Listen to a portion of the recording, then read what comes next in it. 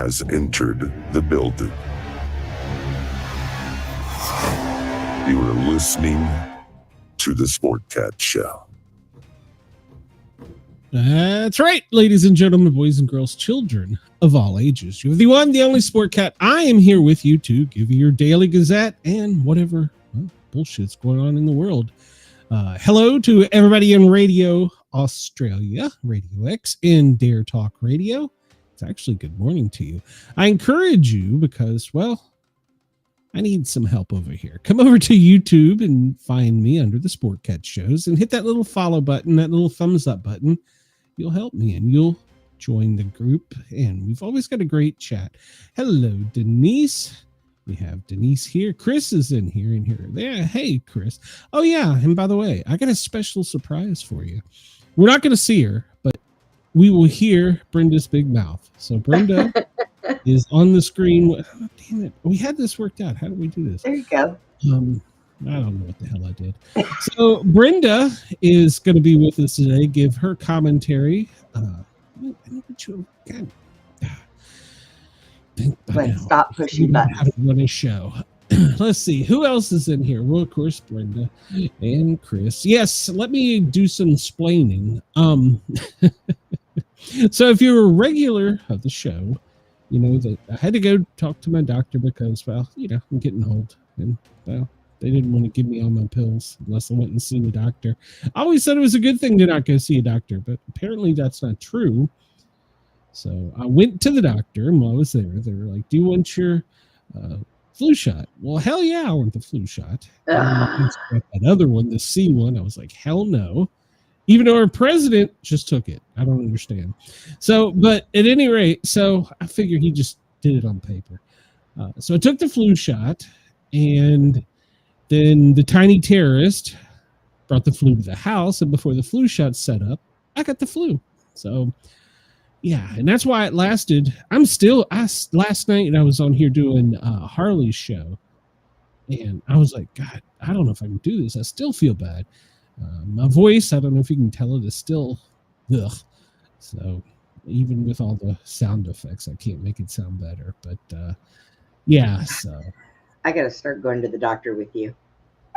Why? Because I will put my arm across you and look at them and say, no.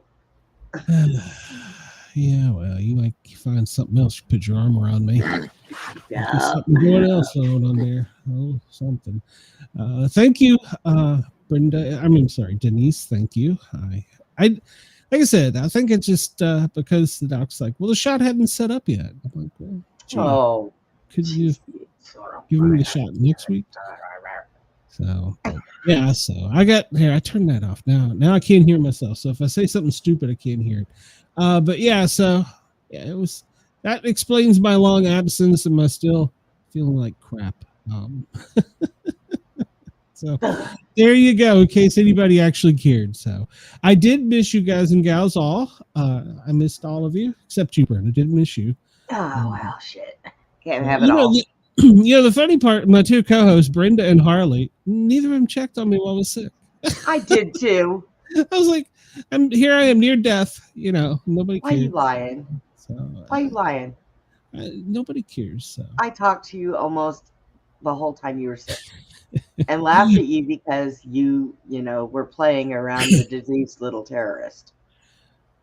It's hard to get away from him. He's like a damn spider monkey. And he thinks I'm his, what do you call it? The thing they climb on, monkey bars. Good Lord. Yeah. So. Chris, well, thank you, Chris. Chris says I sound sexy, like a white Isaac Hayes. Well, I'll take that as a compliment. He's been called worse. Trust me, I've been called a lot worse. So, at some point in time during our show today, we will do a live check-in on where my other co-host is, because she's on a flight to Boston. I don't know why she's going to. Well, actually, I know why. So we'll check and make sure that she's still in the air and everything's good with her. We got Brenda here. Let's just get on with it. What do you say, Brenda? Let's do this. Yeah, let's move along. Let's see what's going on. Yeah. So, all right. Well, as you can tell on the East Coast, it's 1:06. Where Brenda lives, it's 12:06. Good afternoon to you. And good morning in Denver, Los Angeles. Well, fuck off. And 9:06 a.m. Yeah, I'm not. Oh man, I've already dropped the F-bomb. And how many minutes in this show? What 6 minutes in? And I've already cut. Yes, I thought yes, I was going to do it first. Breaking news just coming to us now. You're a bitch. Yeah, Have a nice day. There it is. So I did it. So hey, I could have been otherwise. Could have been. Oh. Satan, is that you? Good morning to you in Honolulu. It is 7:06. Greenland, it is 3:06 in the a.m. But in Perth, where we are live, it is 1:07 a.m. And I understand y'all missed me. Not really sure. So 4:07 in Sydney.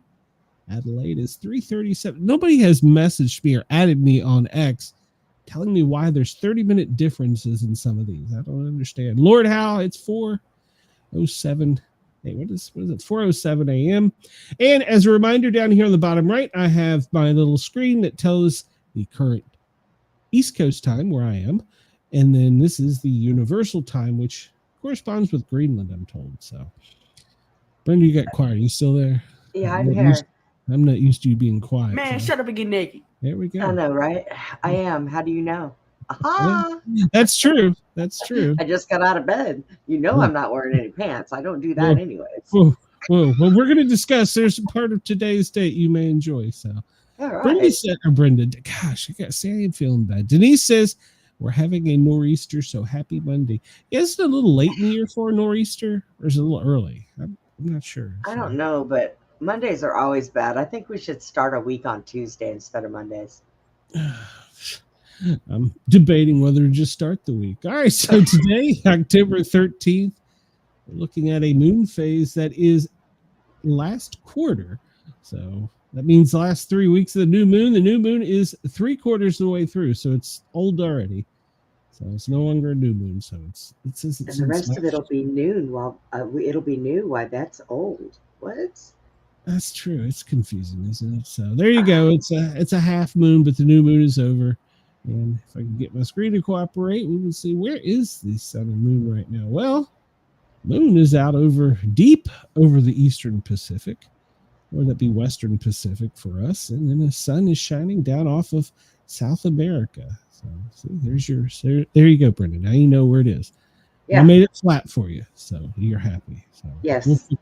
We'll fix that later. I'll make it round for the rest of the audience. So I like marbles. I brought this up because I just like to play with this. Should I say this? So anybody that's listening on Radio X, Dare Talk Radio, almost said another station we're no longer affiliated with. We have the sky, which you can go to the live sky and you can pull up what it looks like from outer space. Get a good picture there. And we see all these comets. Look at this. They're all headed towards, the sun. So we're going to block the sun. Get in there. Blow it up. But you see, here's, I'm still perplexed because the 31 Atlas is supposedly behind the sun, but yet they don't show it. I still say it's alien. It's coming after us.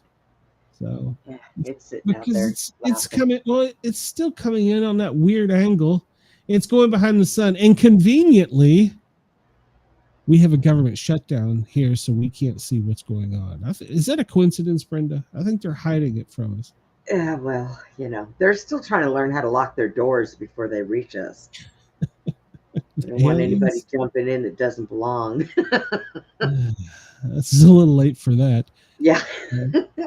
So maybe on the 19th, we will get some info from data from NASA, because apparently the rumor on Capitol Hill is they're going to keep the government closed past the 18th because, wait for it, the people that they created that don't exist, there's Antifa people, are going to be having a No Kings protest.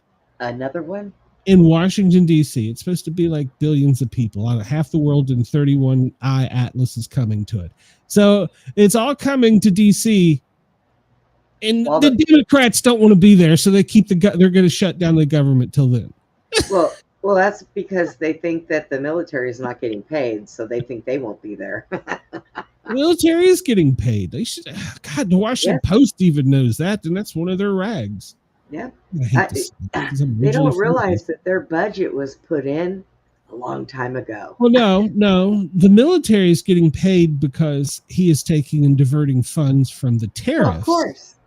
into the military. Now, if you're talking about TSA, they are only partially getting paid, but like Homeland and ICE, those people, which is also, don't forget about Coast Guard, they're still getting paid because their budget goes through July of next year and it's been funded. So yes. I don't understand what's so hard to understand. The things that are closed right now. We may not be getting paid. But we may not be getting paid. If it's going to the military and they're defending us, well, then that's okay. Oh, well, I don't know. Unless the city shuts down their pension program, I should get paid, but that could happen at any moment. Yeah. Because it's Democrat run too. Did I say that out loud? Yes, you did. Yeah, well, don't bite the hand that feeds you. Yeah. All right, so we're going to get a little space weather here because a lot of the other channels that I follow are talking about the solar winds and earthquakes, and that over the next 24 hours, it's supposed to be getting worse. So I've got a bunch of bars and graphs and shit I don't really understand here, but it tells us that the solar winds are apparently disturbed by the comets, and the winds are coming, and we're all going to be irradiated. Hey, quick, everybody, go run and have sex. Denise, it'll help. I gotta find somebody for that. If you know anybody at Sportcat. Denise says, does the shutdown delay our social security checks? Just asking. I don't think until like they get past the 1 month mark, and then I think after that it might, but I'm not 100% sure. So if the city can find a reason not to pay me, I won't get paid. So yeah, if they can find a reason to not pay, they won't pay. That's the way that works. I think Social Security I think they're good for at least 90 days or so. I saw somewhere they're good for a while, but they'll get this thing back up. See, here's what I don't understand. No matter what side of the aisle you're on, if you're one of them or one of us or one of the other, if you want to pass a budget and not look stupid, pass the clean bill, get it through, fund everything that needs to be funded, and then get in there and add your little, I want money to figure out how pigs breed hyenas or whatever the shit it is they waste our money on. So yeah. Right now, just get the clean bill through. It's not that hard. It's not rocket science. Even a guy like me with a GED has figured that out. So let's grow an ear on a rat's ass. That works. Well, actually, that's good science, but that's another story. So right now, the Earth's atmosphere and geomagnetic environment is apparently more over Europe right now. So we're safe. It's Europe that's getting it. In Australia, you're down under. You should be safe too. So, hey, we have KG in there. Welcome, KG. Hi, KG. We're glad you're here. What happened there? So, yes. Okay, it's on. How did I put it auto? I don't know. And we see if you're flying this, your effective dose of radiation today is being shown there on the screen. So over the U.S., it looks like you can get a pretty good dose later today. So because of the solar winds. So you better warn Harley. She's too late. She's probably in the air. Oh God! As your rat says, she should have the gift of hearing. When she gets back, she's going to be glowing. Yeah, well, maybe for other reasons. But yeah, that's true. So we'll look at the U.S. space weather prediction, and we see, this is bad. Whatever this is bad. So, Denise, Brenda is the woman behind the curtain. Yes, she is. So. I am. Let's see. So, all this is bad. We're going to get some solar proton flux that's going to be up in the yellow level today. So, everybody be concerned. So, Andy said he can't listen today because he's laying down and he doesn't have YouTube on his phone. That's no excuse. He can still go over and hit the thumbs up button. So, all right. So, I brought these up and I thought, we'll get some good information out of these. I have no clue what all these charts and graphs mean. I can tell you that what the aurora is, we're not going to see it in the lower 48, and you definitely won't see it down in Australia. And I can tell you that, well, this is probably pretty bad. All the purple radiation over the Americas, that's probably pretty bad. I can tell you that. Maybe. All these other shows are. So here's the thing. Apparently, to get fucking views and likes, you have to say Charlie Kirk conspiracy and talk about solar winds. Otherwise, you don't get any views. Jesus Christ. Oh. I am Charlie Kirk. How long has he been passed away? It's been forever. What, now. a month? Yeah, and there's still like breaking news. Okay. Well, that's because there's a lot of crap behind it. So, and then they're throwing more out there. We talked about that here in the show. If you watch the video, anybody with half a brain can figure out that it was the microphone. And who does that? Starts a Mossad. And they're the ones that, make things like pagers and cell phones go boom. Well, he had a microphone in his hand, but he did have an earpiece in his right ear. He just set that microphone the wire went through his shirt. Mm-hmm. So he did have that. And they're saying that it went in through his right ear and out his neck. But I don't see any blood over there. So it had to have been behind it. No, it was an implosion, and a piece went up, and they weren't planning on that piece going up into the soft, fleshy area. And that's what caused the hemorrhagic, the bleeding. But what got him was the explosion. I was amazed that none of it got on his white shirt. It's crazy how that works. Yeah. Chris says that is a weak ass excuse from Andy. I expect better from someone of his time, especially one that is always sending test messages from the National Weather Service. So. Yeah, well, he had a breakdown on his bottom, so he's only allowed to sit up for 2 hours, and he has to lay down. Guess it's better than a breakdown on your top. So. Yeah, that's your head. All right, then. So you have to be long-time listeners to get some of these inside jokes. So you need to be over here more often. Yeah. I thought I'd hit X or Twitter, whatever the hell it is, and see if there's anything live breaking before we get into the other stuff. Well, we know our fearless leaders over there kissing the ring right now. So apparently, according to this, the Putin Pulse, he has praised the Turkish President Erdogan, I don't know, calling him a tough cookie, one of the most powerful leaders in the world. We have peace in the Middle East for at least 10 minutes. We don't have peace. Hey, Israel was bombing the shit out of Iran last night. That's a lot of peace. Pakistan and India were going into it. That's a lot of peace too. So I don't know how they got away with it because he was over there. Actually, Egypt, I believe, went over there. We'll see. I think he had invited the Iranian leader to come to the peace summit, and apparently he's like, F off. And Israel's like, hey, we still got some bombs left over. We got to blow some shit up. So off they went. But there's this peace. Is what you get for not coming. There's no peace over there. Fake news. I got a button for that. Hold on a minute. Yeah, there is no peace over there. And then we got the other shows that are thumping the Bible. Not that there's anything wrong with that, but they're saying, oh, be careful. He's calling for peace. He's calling for peace. Oh, there's not peace over there. So you are fake news. That is exactly right. So you are fake news. See right here, northern flank of Savaisk, wherever the hell that is. Russia is advancing in to the village of Dron that village. So, and here we go. And this is one you probably shouldn't mess with. Egypt, a large explosion at a military base during a peace summit in Egypt. Imagine that. Hey, speaking of that, I wonder if that's a place where they make things that go boom. Could be. I mean, because a place in Russia, the same time that there was one in East Tennessee went boom at the same time. It's kind of ironic, isn't it?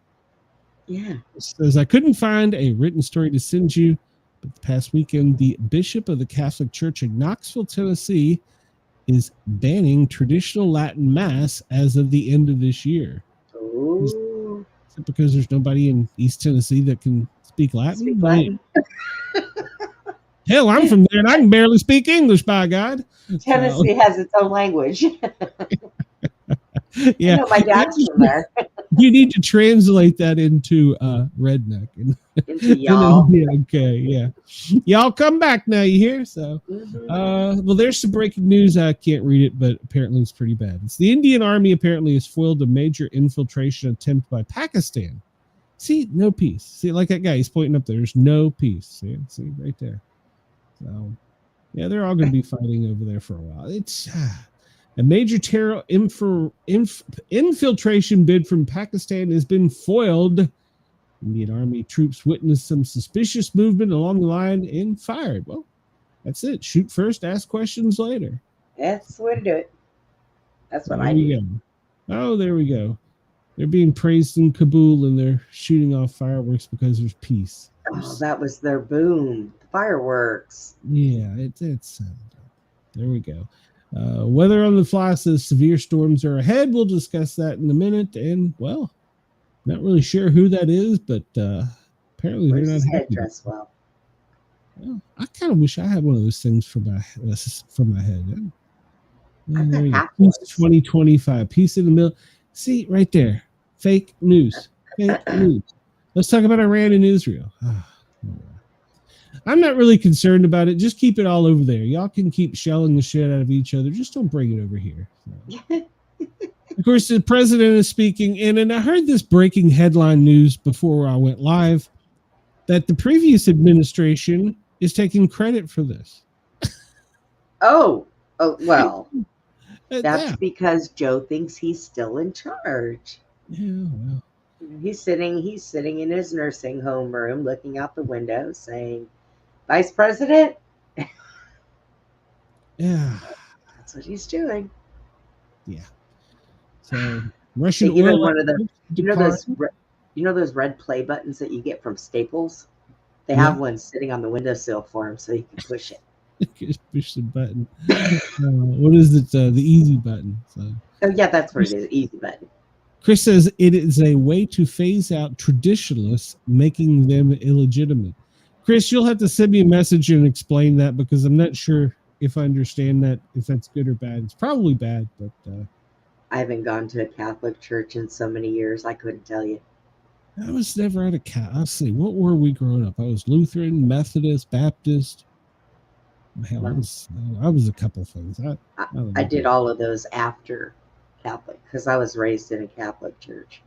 Well, we're going to talk more about the way I lean today. So, no get Corn Pop's ass. This peace deal was nothing for him to accomplish. I so agree with that statement. Chris let's see. almost made me swallow my false teeth. Is donated $50 million to historically black college. Well, that's good for him. And Donald Trump, 79, is skewered for embarrassing geographic flub, but clearly he didn't understand. Well, they all make flubs. How can you be expected to know every country, every capital, every world leader? There's got to be a Cliff Notes for this. Yeah. Trump fumes as protests spoil his big moment. Whatever. So, there we go. There's peace right there. There's peace. All right. Get it. Here we go, Brenda. We were just talking about this before we went live. The peace may be over, but now we have the people from, we're not going to scroll up. We're not going to watch that. From the same country shooting each other. It's peace. Yeah. It's peace. Yeah. Why is all the breaking news in the Middle East? See? I don't know. Oh, well, here's good news. United States President Donald Trump says World War III is not going to happen. Okay. Egypt played a big part in this. Apparently, maybe Biden's over in Egypt right now. So. There's a coup in Madagascar. There you go. That's peace right there. Get it, Madagascar. Well, yeah. Let's see. 2 people have been stabbed at Switzer Learning Center in Torrance, California. If you're a long-term listener, you've heard me say multiple times, be careful of people with edged weapons back against the wall, head on a swivel. Because that's going to be the new thing. It should. It's not even a new thing now.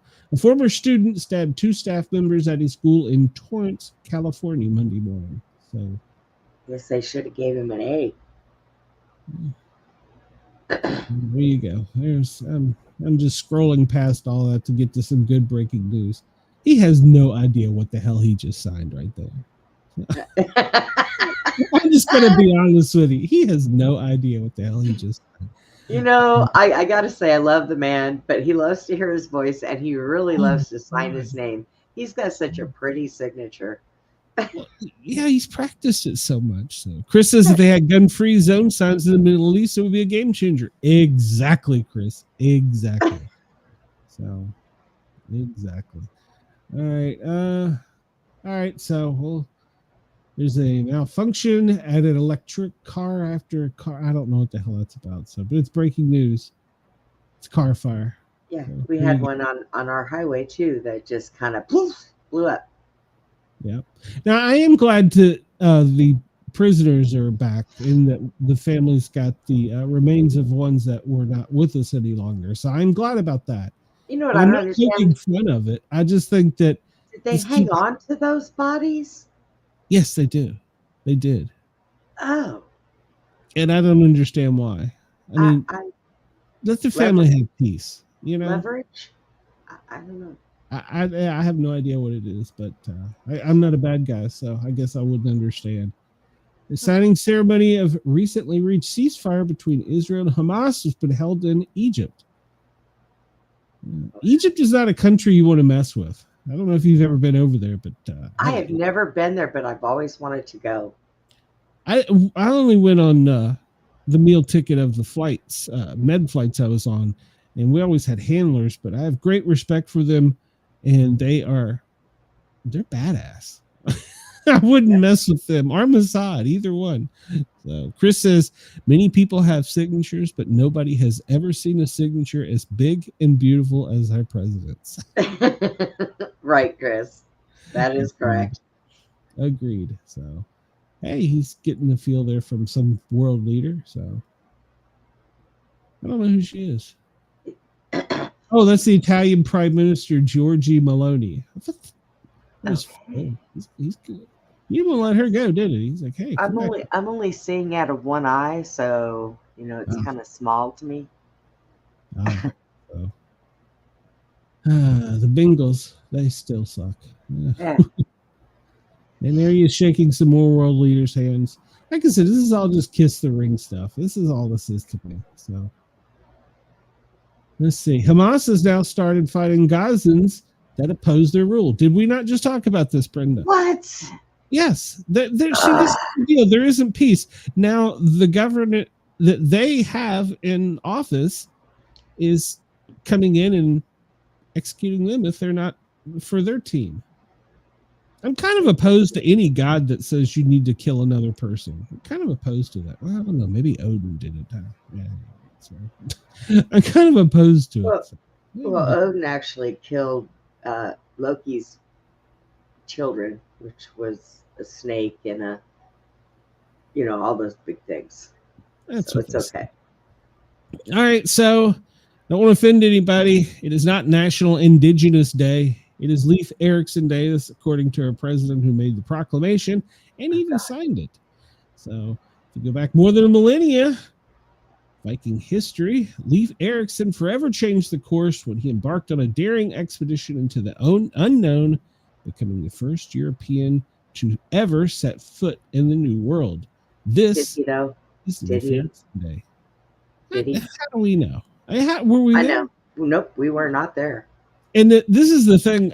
One thing I will say about the Viking culture is they weren't good at written documents. So most of theirs was passed down from person to person. So they weren't good at real keeping history as far as what's going on. I do like their funerals, though. Oh, yeah. Put me on a ship and set me on fire. If I could do that or be shot into space, either one. I had a friend that was a Viking, and that's what we did with him. You can still do that? Well, we put his ashes on it. Sunk the raft.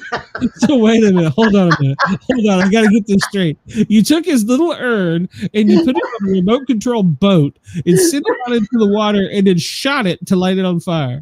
We dumped his ashes on it and then sent the raft out there after we inflated it, and then we shot an arrow into it and deflated it, and it all sunk.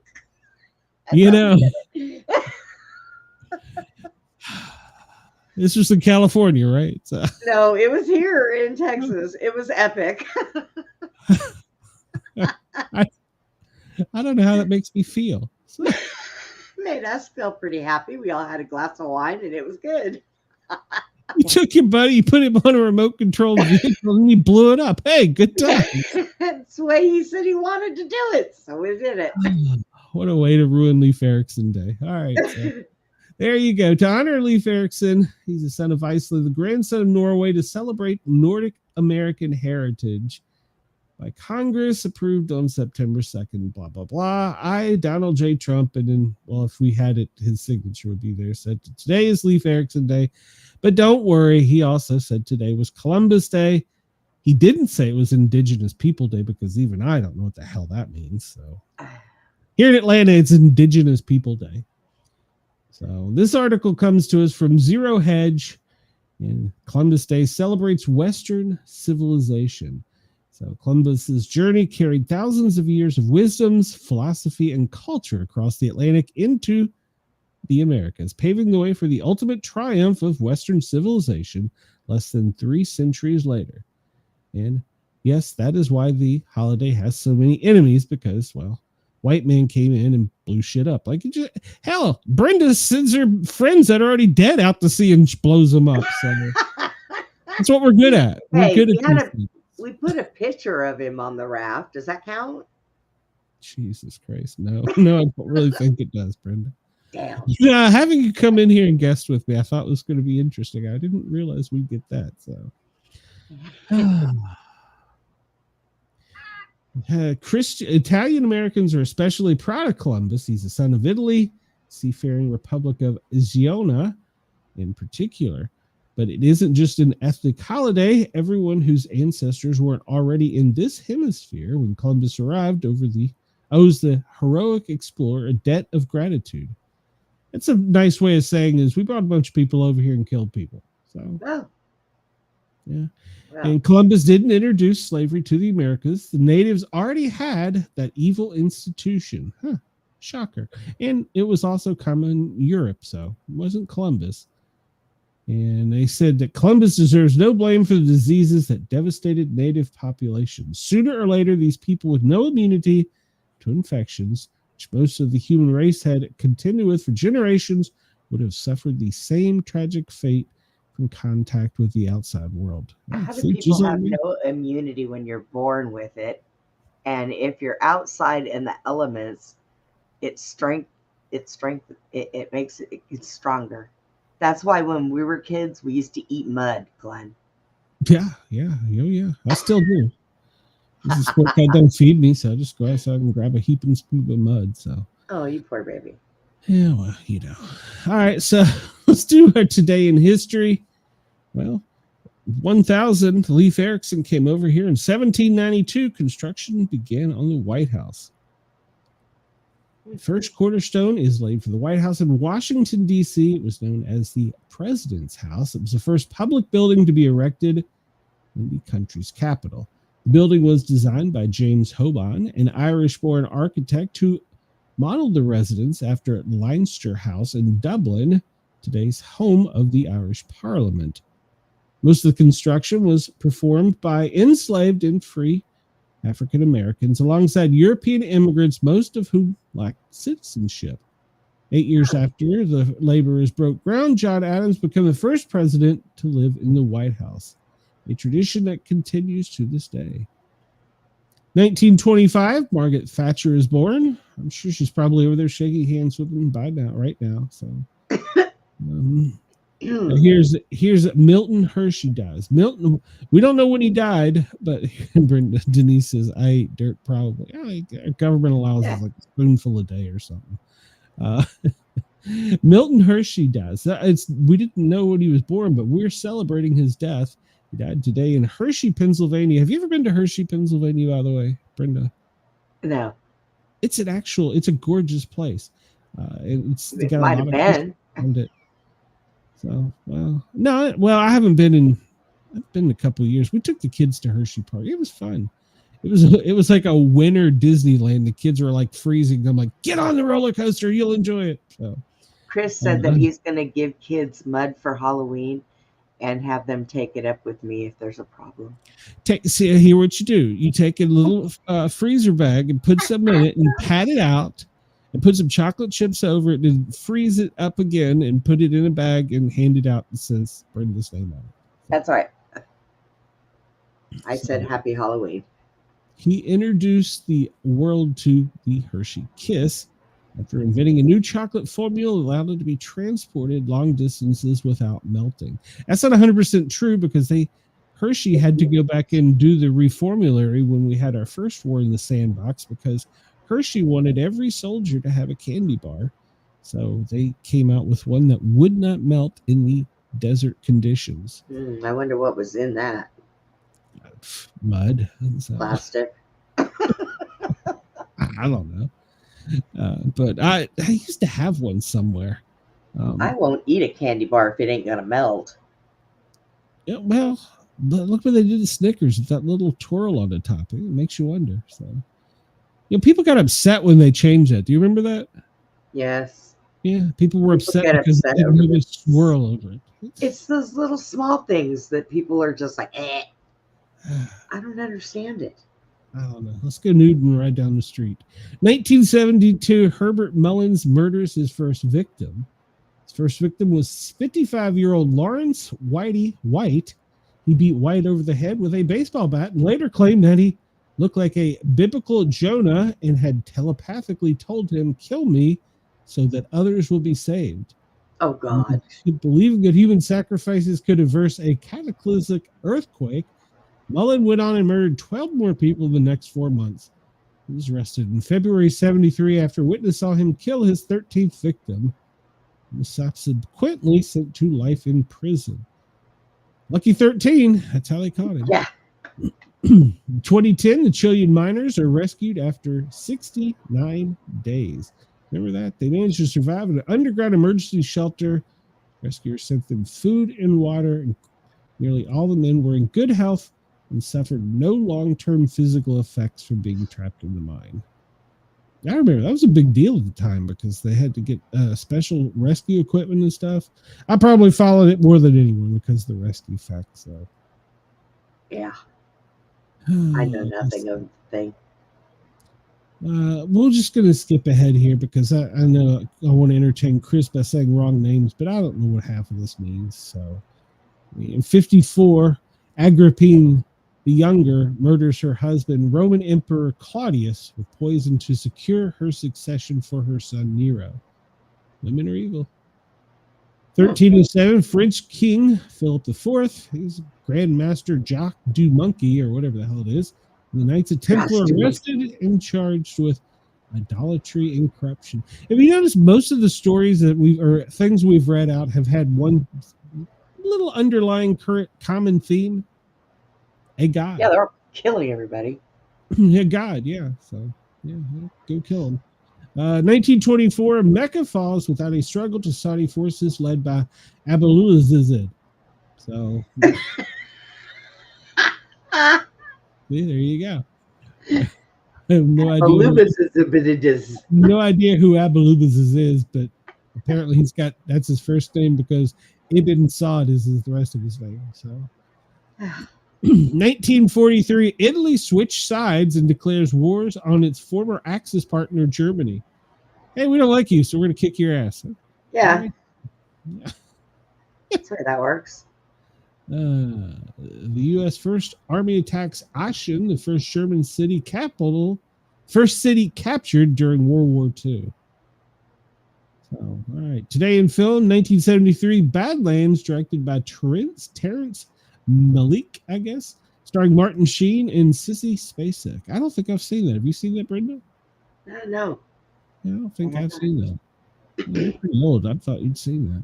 1966, Jimi Hendrix Experience rock trio debuts with American guitarist Jimi Hendrix, British bassist Noel Redding, and British drummer Mitch Mitchell in Normandy, France. I know Jimi Hendrix.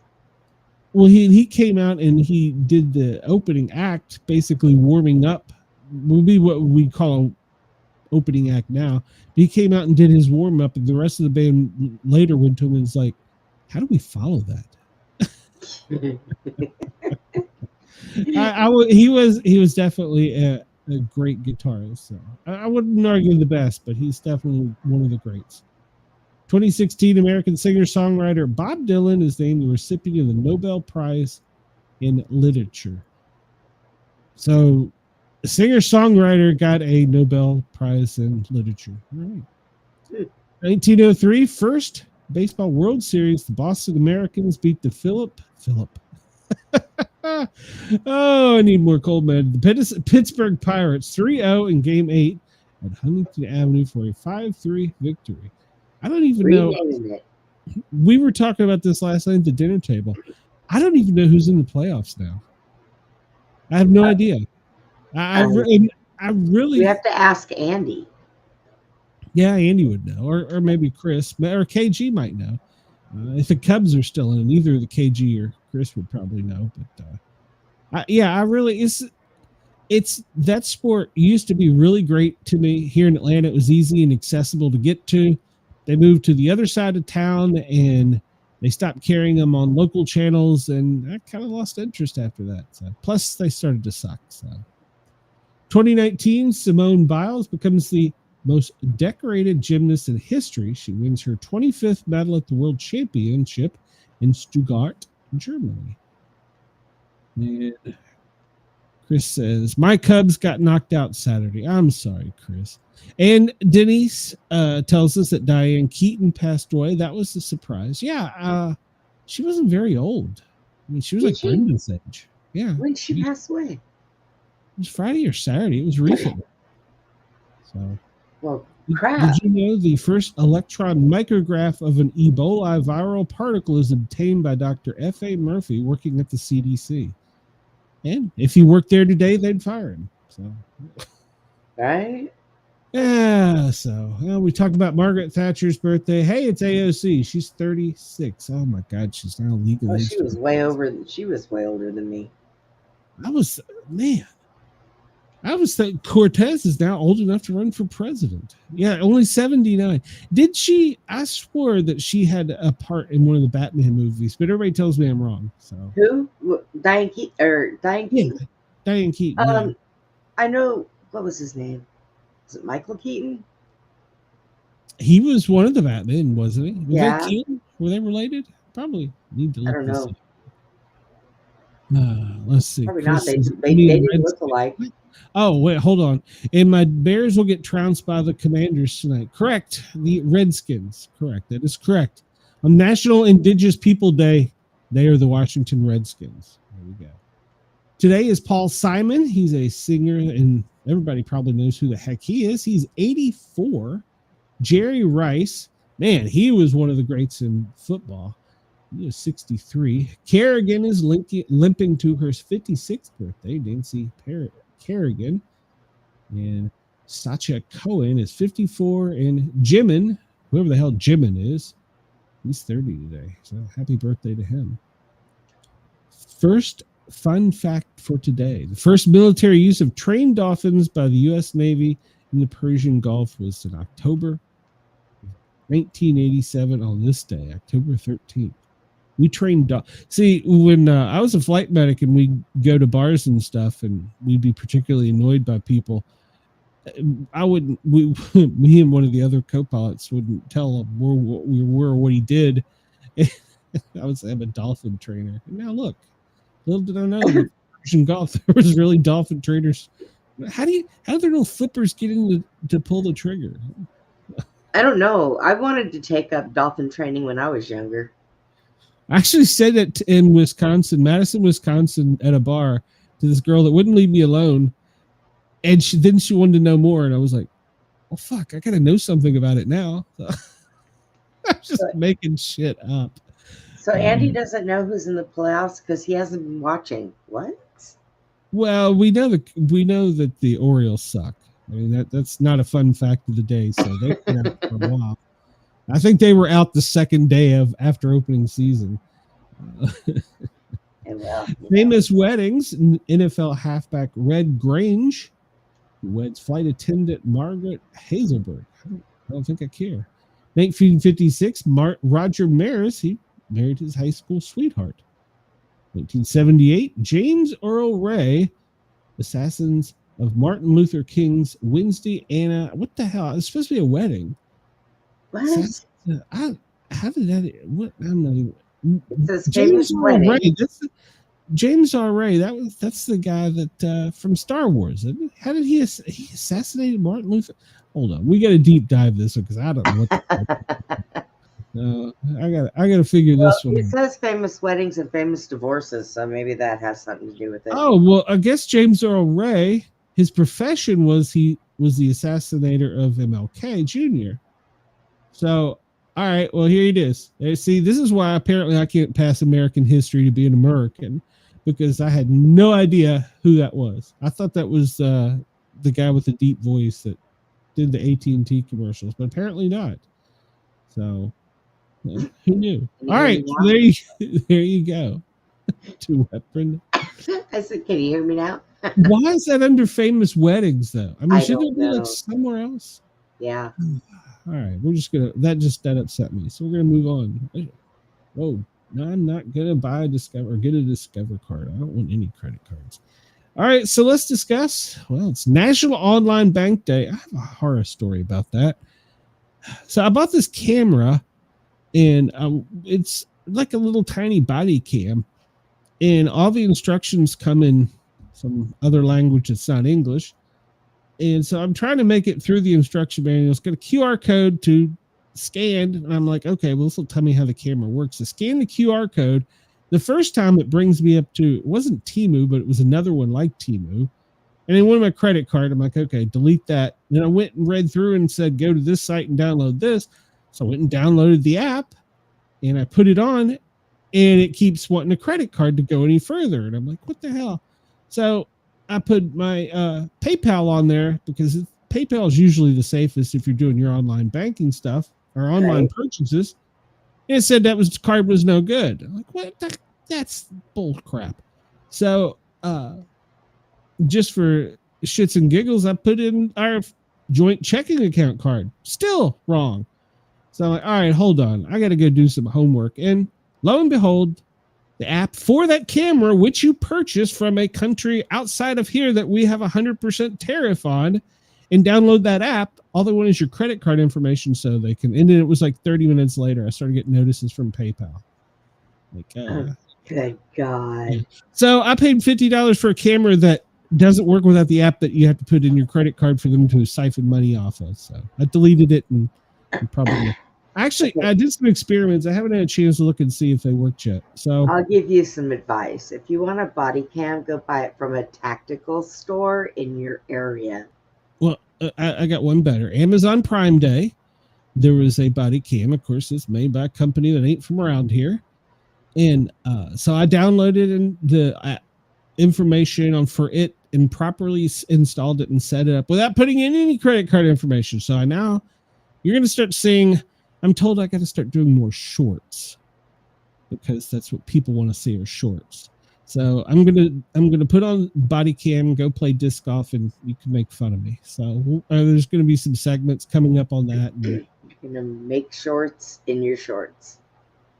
I don't wear shorts when I play disc golf. That would be painful. Hope not. Yeah, that would be painful. You're naked. It's National Kick Butt Day. All right. Make it happen. Okay, I've got to open this for Chris. So it's National Kick Butt Day. Have you been waiting for a sign to tackle that big project, start a new habit, or finally checking something off your to-do list? Well, yeah, I did. I got a body cam. This is National Kick Butt Day, celebrated on the second Monday in October. It's your official permission slip to get motivated and take action. See, that meant something totally different to me. So Yeah, that's what I was thinking. Oh boy, I get to go next door and kick my neighbor. Oh, this is how I can tell I'm getting older. I get ads show up for printable chair yoga for seniors. hey, I need that. Oh, Lord. Chris says you have to be a very annoying woman to have someone say they train dolphins to scare you off. Yeah, she was pretty annoying. Biden took out corn pop on this day. He was a bad mother. Shut your mouth. So, what does this show digress to? This is Columbus Day. We talked about that. Native American. It's everybody's day. Metastatic Breast Cancer Awareness Day. Very good. Very good. Everybody should make sure to do their personal exams. If they need some help, just send me some pictures and I will guide them through. My doctor wants me to go squish my boob like a pancake. Well, you should, because you're supposed to. I told him I'll do that as soon as he puts his nuts in there. Oh, well, they're crunchy. There's a difference. Yeah, well, it doesn't matter. Yes, it does. So I've actually had a sonogram on them. It wasn't pleasant. It's National No Bra Day. Oh, by the way, Chris, the testicular sonogram had nothing to do with dolphin training. National Yorkshire Pudding Day. I don't believe I've ever had Yorkshire pudding. It's Train Your Brain Day. All right, it's the Navy's birthday. Well, congratulations. I thought our president was there to 250th. I thought he was there. I think they did it early. Well, yeah, he's a busy man. He's got places to go, things to do. He ain't got time to. National No Bra Day. So here you go. If you want, you can tell me you're celebrating this by shooting me a picture on X at Sportcat. I'll gladly look at it. And if you need help with any type of breast cancer awareness, as a paramedic, I will be more than glad. Just send me some pictures. I'll help you out. It's Disaster Day. That's for me. It's Earth Language Day. Herpes Awareness Day. Oh my God. Said Herpes Awareness Day is on the same day it's National No Bra Day. So. Yeah, amazing. International Civility for Girl Child Day. What in the absolute hell does that mean? Girl child. Is that different than man child? Hold on. I gotta go look. I can't help myself. I'm doing this for girl child. International Civility Day for Girl Child Day is marked October 13th to honor, promote, and support a girl's right to make her own decision. It's a celebration of wisdom, tenacity, and intellect of girls who are fully capable of making their own choices, just as 18 years old age are. This day prompts girls to follow the golden rule and achieve whatever they want in life. Brought into existence by the ACLU in 2020. So this is a new holiday. So hey, we missed that one. No Violence Day. Dang it! How did I miss that? I was probably punching a kitten that day. So do we have a Man-Child Day? I mean, they should. I deserted day. International Skeptics Day. International Day for Natural Disaster Reduction. That's good. International Day for Failure. Hey, see, there it is. There's my day. Why not? It's a Loda Atumadi holiday today. Okay. National Heritage Day in the Turks and Caicos. Crocus. It's down there. Crocus. National Kickback. National M&M Day. Now, there you go. Oh, that's good. So that's a holiday. Mean we can sit and eat candy, or does that mean we all get to go meet M&M? No, it's the candy. Damn. Well, how do we celebrate this? Kids love them. Adults feel nostalgic when eating them. It won't melt in your mouth, just in your hand. No, they'll melt in your mouth, not in your hand. Whatever. It's been an iconic day for 75 years. Wow. That's a lie. Idea for M&M's was born in 1930. Go ahead, Brenda. When I've held M&M's in my hand, they're always, I take them out and there's blue and red and yellow in my hand. I think you have the Walmart brand. No, they're M&M's. All right. Can't substitute them.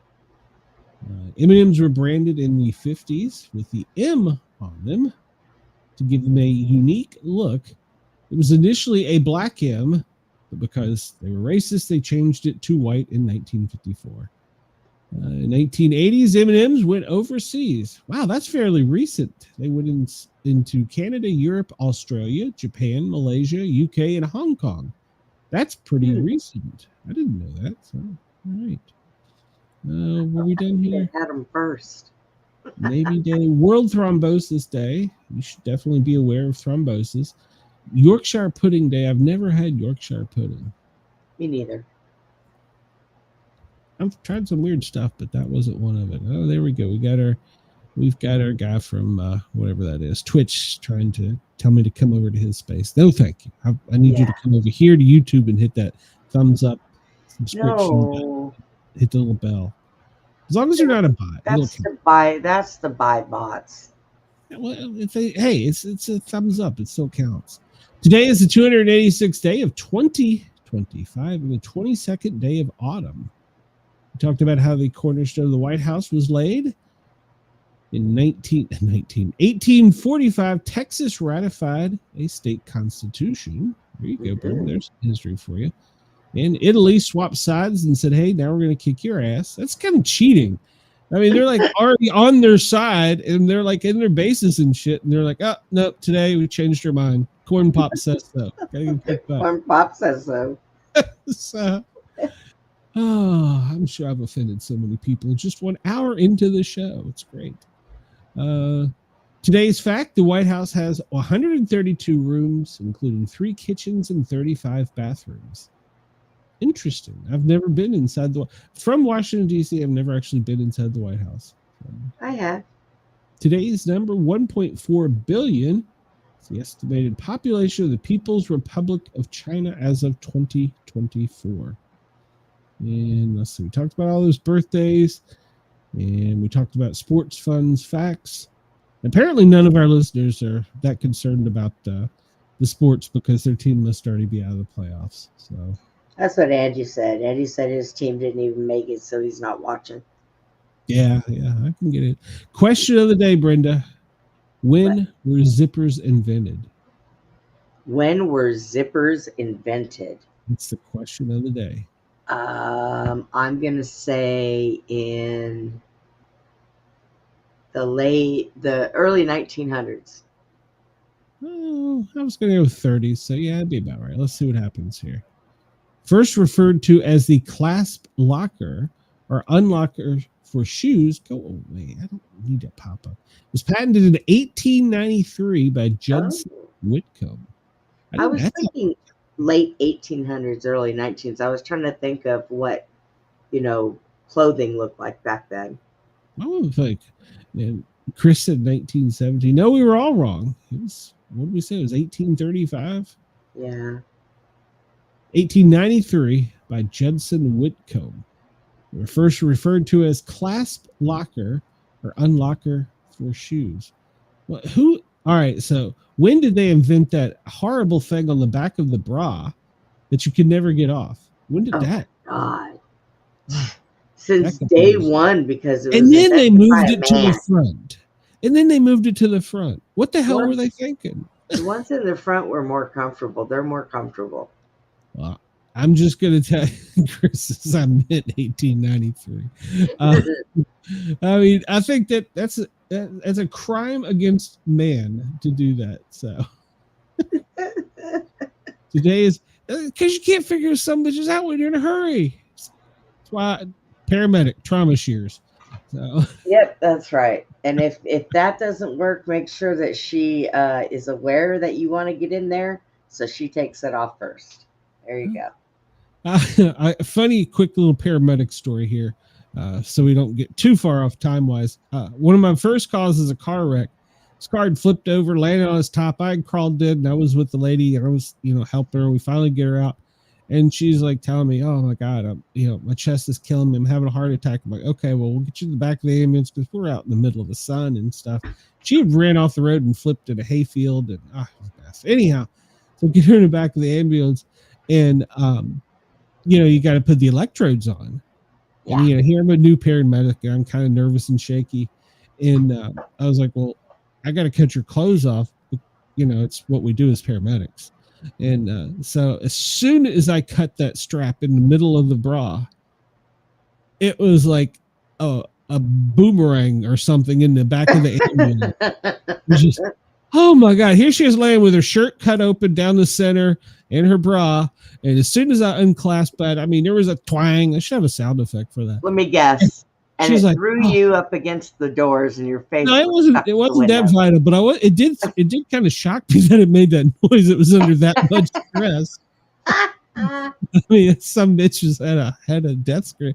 As soon she took a deep breath, she just, oh, I feel so much better. My chest isn't hurting. And here I'm standing over here with a pair of scissors in my hand, looking down at this, going, as a brand new paramedic, and I didn't really know what to say. Well, that's the way we feel when we snap glad those I helped things you out off. there.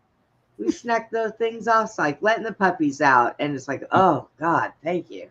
Yeah, telling you. Apparently, it worked out really well. I had many revelations about the female anatomy and female clothing and stuff that over the years that just shocked me as a paramedic. So that was the first time. It may have been the first time I actually cut the bra down the center and relieved her pain. So today is the best day to bake.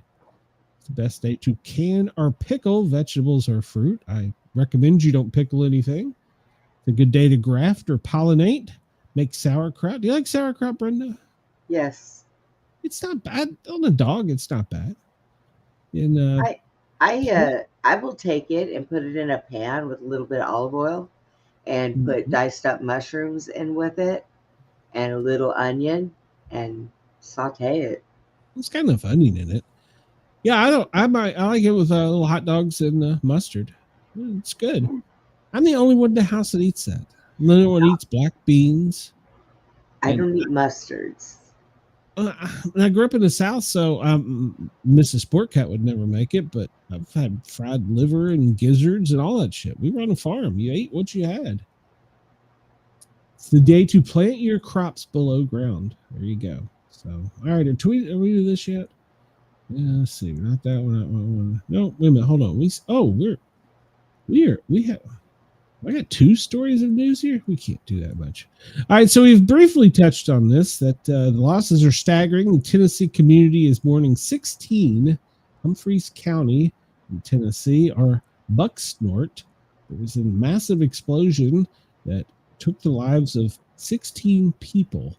It's just miles from Nashville. It was a devastating explosion, and apparently it took 16 lives. It was a military plant where they made things that go boom. So, but if you saw any of the pictures of it for like a quarter-mile blast radius, it was felt 20 miles away, but for like a quarter mile, it leveled cars, trees, everything. It was a pretty big boom. Denise says roast pork with potatoes and sauerkraut. I just had roast pork tonight. Denise says, forget that. What about those sanitary belts? That was horrible. Okay, this is where I'm gonna be silly, and I have no idea what the hell she's talking about. I know what she's talking about. I didn't have to deal with those though, because I was 9 when I started going through mine, and they had already invented other things. They used to have these like elastic type belts that had these hooks on them that held sanitary things for women. Okay, well, I gotta say I've never heard that. So Chris says, if I had a nickel for every time I saw Andy over a topless woman with scissors in his hand. You're a very rich man. Very rich man.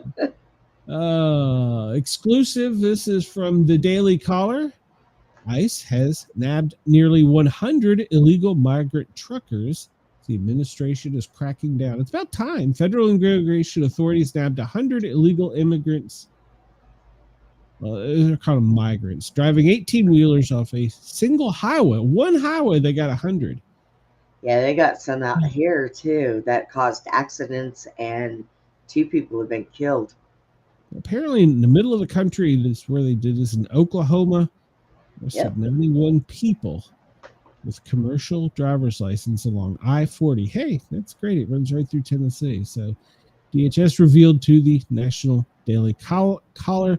Altogether, they took 120 illegal migrants into custody for violations. Yeah, one of them I read had a license plate or driver's license that actually said no name. Yeah, because I think New York and California were giving them driver's license that says no name provided. What?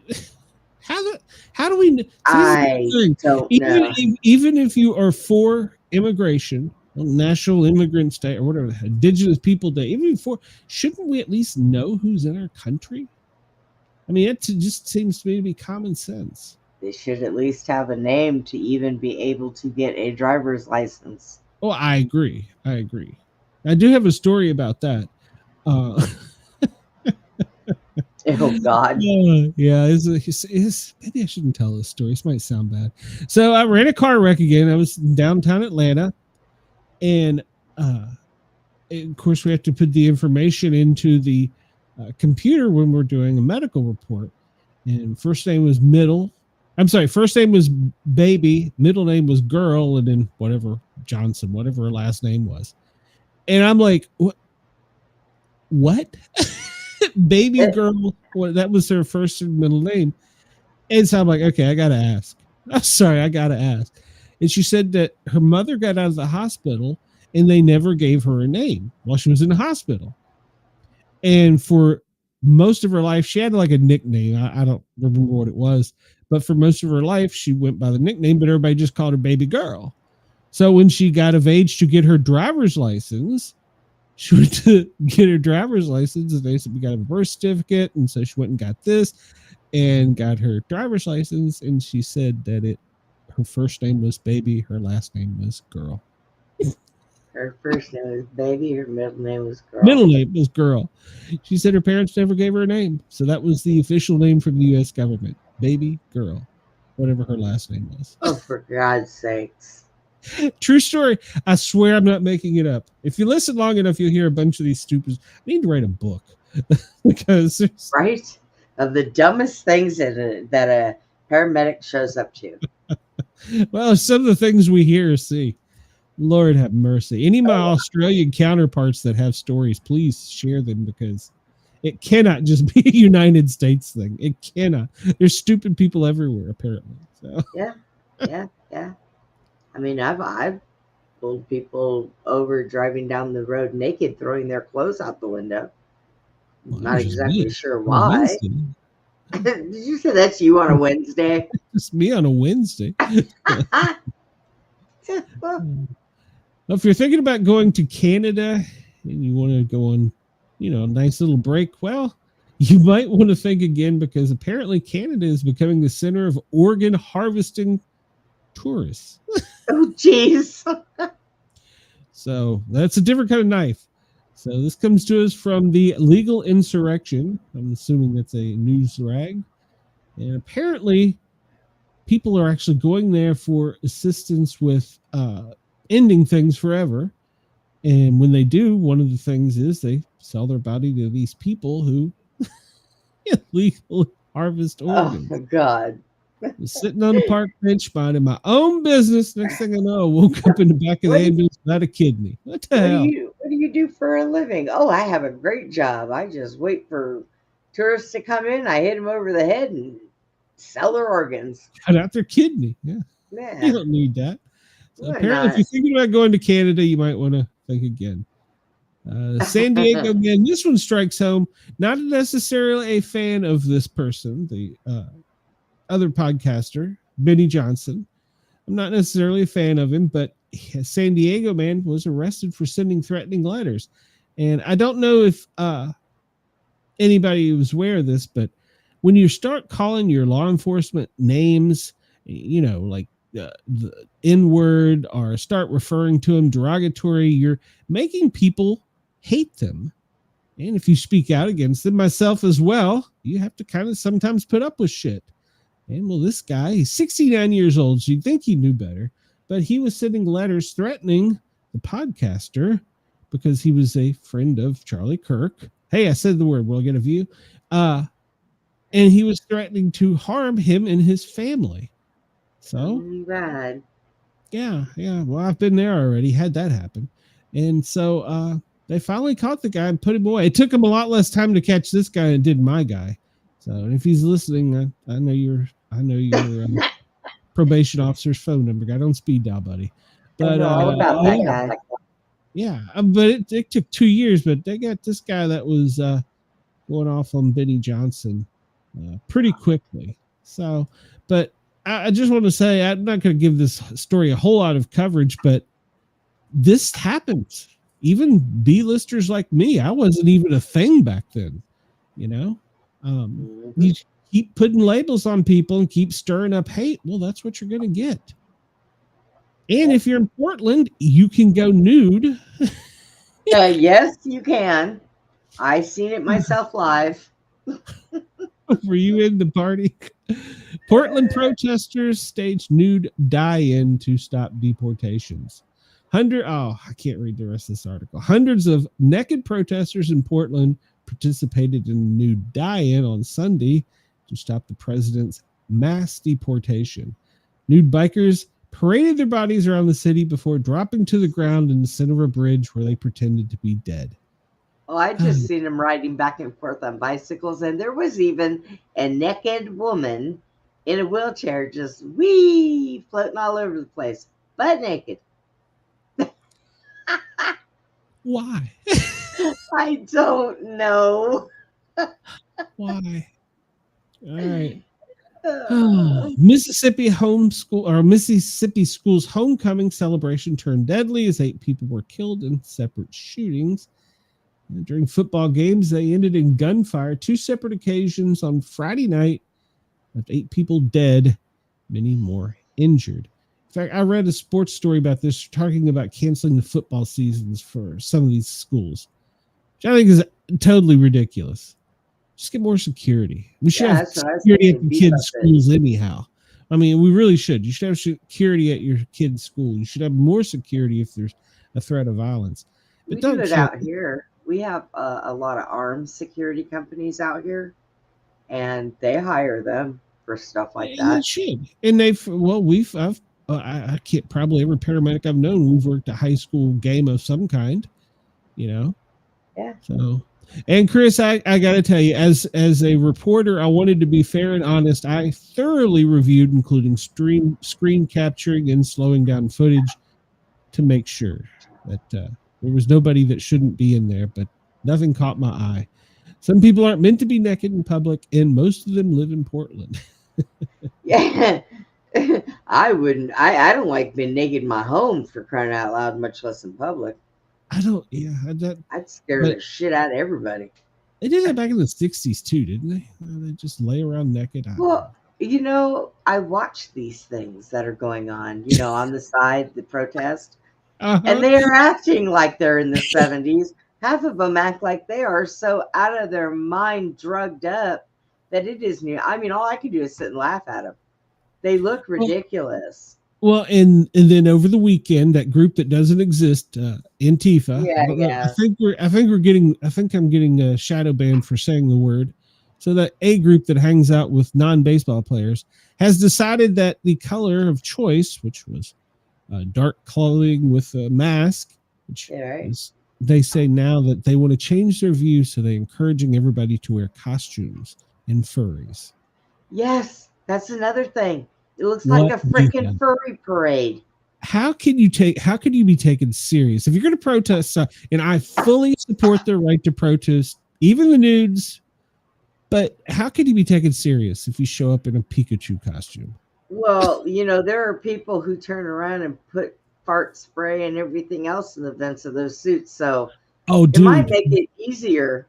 That video of the, I think it was a frog costume that went viral because apparently he was scuffling or trying to help somebody get unarrested with one of the officers, and he took his paintball gun and shot him straight up the butt of that frog costume. I gotta say, I was never so entertained watching a video in my life as I was that. See, what I've been doing is I've been waiting to watch Ice turn around and tackle one of those things. Could you see them all rolling around on the floor with the blow up? Well, I got a story about that here in a minute. So let's go. All right, 20 people were injured with 4 dead over the weekend in South Carolina in another shooting. That was bad news. And this guy here, well, he apparently confessed to ChatGPT his crime.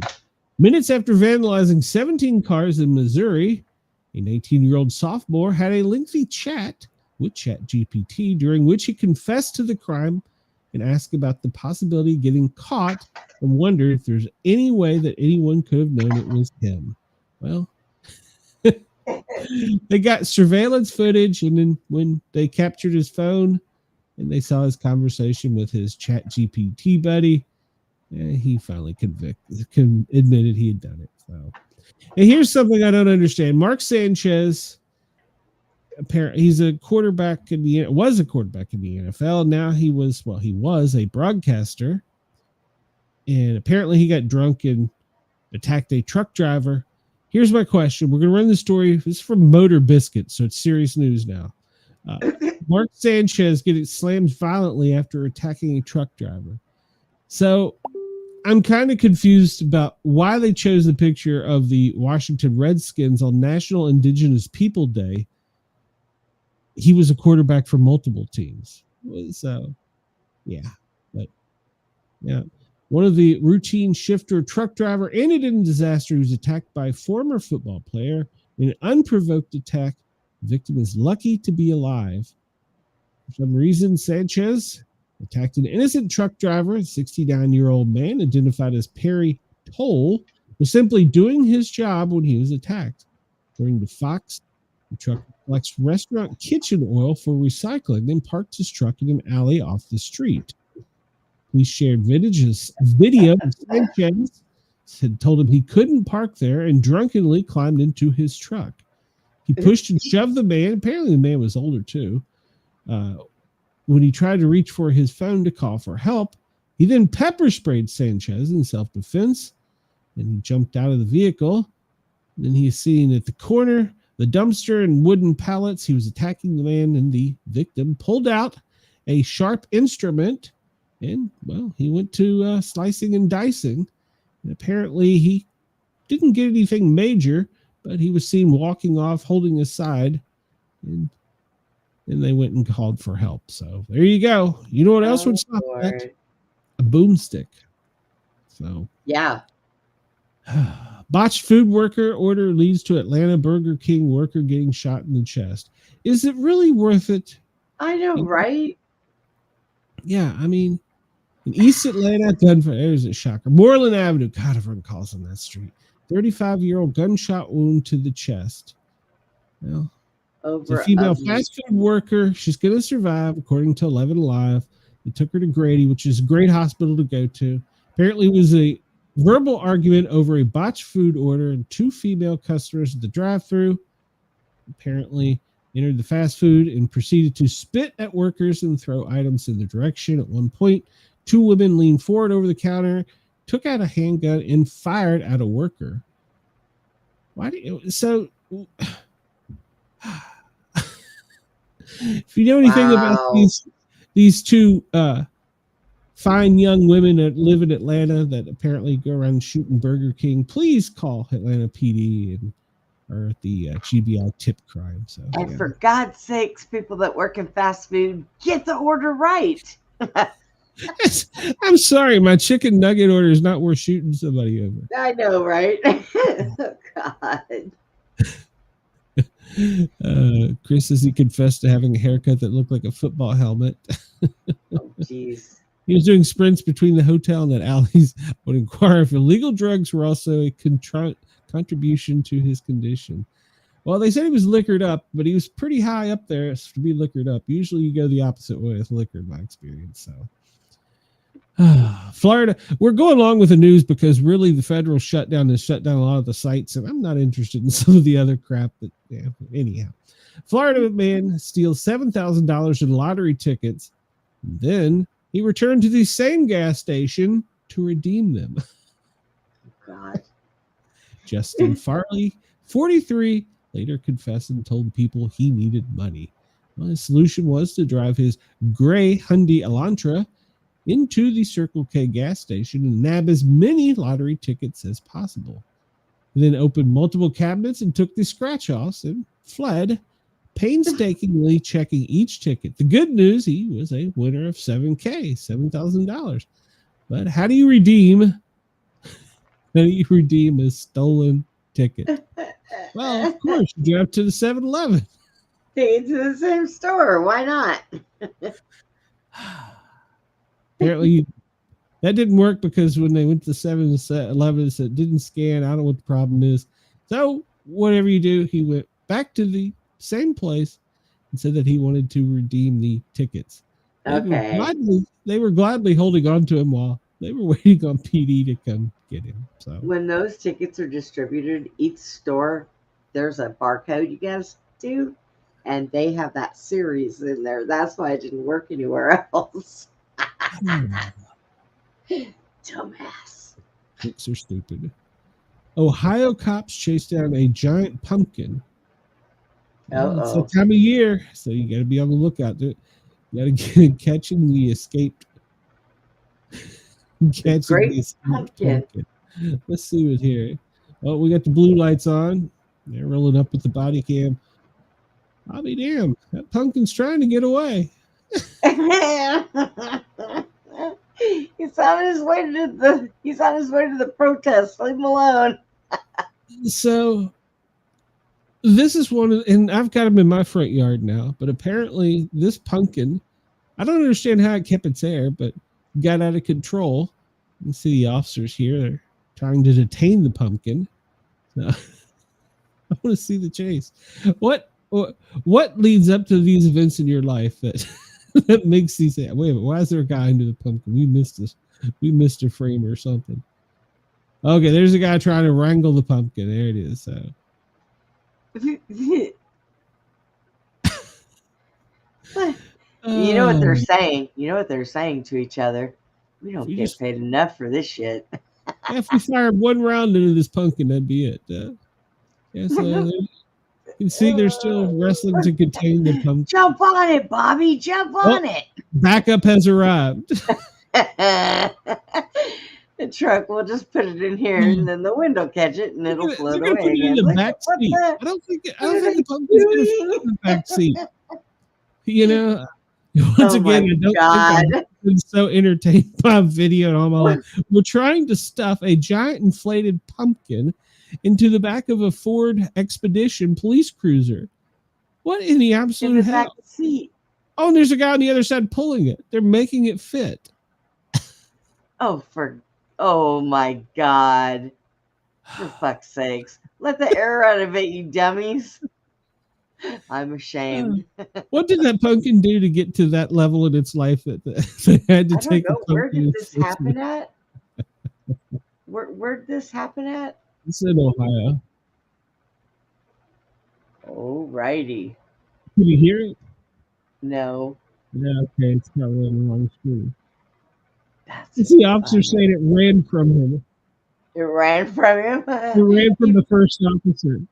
He probably at first thought there was somebody in it. That might have been why. He said he's been trying to inflate it, but it won't let him. Once again. I wonder if they're going to charge it with resisting. A sharp, pointy instrument would probably help out. Just as they're saying, it looks like we're screwing this pumpkin on our dash screen. Well, the officer said, let's just poke it. Turn off the sound on your side. It muffles you over here. I'll just turn it off. The officer said, let's just poke it. Oh, my God. That is hilarious. At what point in your life are you detaining a pumpkin? Right? Oh. Sir, we're going to charge you with the resisting arrest. Yeah. All right, so there it is. The great pumpkin made its escape in a city in Ohio. Let's look and see where this is. I don't remember where this is. Oh, there it is. Slam the door. They got it in the car. Yep. Holy crap. Oh, wait, nope. It's pushed out the other side. The guy in the jacket standing there with his hand, like, what are you guys doing? This reminds me of a saying in high school. A coach used to tell us something about a football. I can't repeat it, but it really reminds me of that. My coach would be so proud of me for remembering that moment. Trying to stuff a pumpkin inside of a police car they chased it down and then stuffed it in the back of the police car. What city was this? We need to give them credit for this because they worked hard for this story. Where does it say? Parma Heights, Ohio. So the pumpkin getaway. Parma Heights. I bet they're proud. There's a police chief somewhere going, oh, I just closed that. I forgot how to reopen a tab I closed. Hold on. Now it's annoying me. But yeah. And let's see. Where the hell is it? No. Nope, that ain't it. Nope, that ain't it. I don't know, but I tried to choke myself with water. Whoa. Yeah. It's bad to choke your chicken, Brenda. Don't do that. There we go. Is it this one? There we go. All right. And apparently, since we're on government holidays, and it's a government holiday, and well, FEMA doesn't have any information to report. Our government's on vacation. Supposed to say, isn't that hard? You know, now that you mention it, I think you are correct. I think she said something about being close to Parma during one of the shows. Good catch. Oh. So maybe her pumpkin got away. So as of Sunday, when maybe because the president's out of town, they don't do this. So they were worried about excessive rains in the Southwest, tropical activity. We got one down there still, just won't go away. And they're monitoring the Bank of America Chicago Marathon. Chris, you keep us advised there. It's coastal flooding in Alaska and up the mid-Atlantic coast. We'll talk about this here in a bit if we don't run over, but the nor'easter that Denise was talking about is going up. Wrong button. Going up the coast from pretty much at the Georgia-Carolina border all the way up in through the Chesapeake, up to the mid-Atlantic to the northeast. It's going to be causing some areas of concern with flooding, high winds. Basically, just picture a big tornado. It's going to go up because it's not even a cyclone. So, but it's a very large storm. It's going up the coast and it's causing all kinds of problems. And out in the central and eastern Pacific, they have a disturbance they're keeping an eye on. The Atlantic, disturbance number 1 down there again is still a problem. Well, we're going to go to a better forecast than this because, well, that's what we do. We'll jump ahead to the president's schedule as we always do. 12:05 a.m. Eastern. Oh, why I did that? The president, or no, hold on. Okay, this is only his. Close that. This is for him coming back. So, that's Tuesday. We have to go back in time because we're all backwards.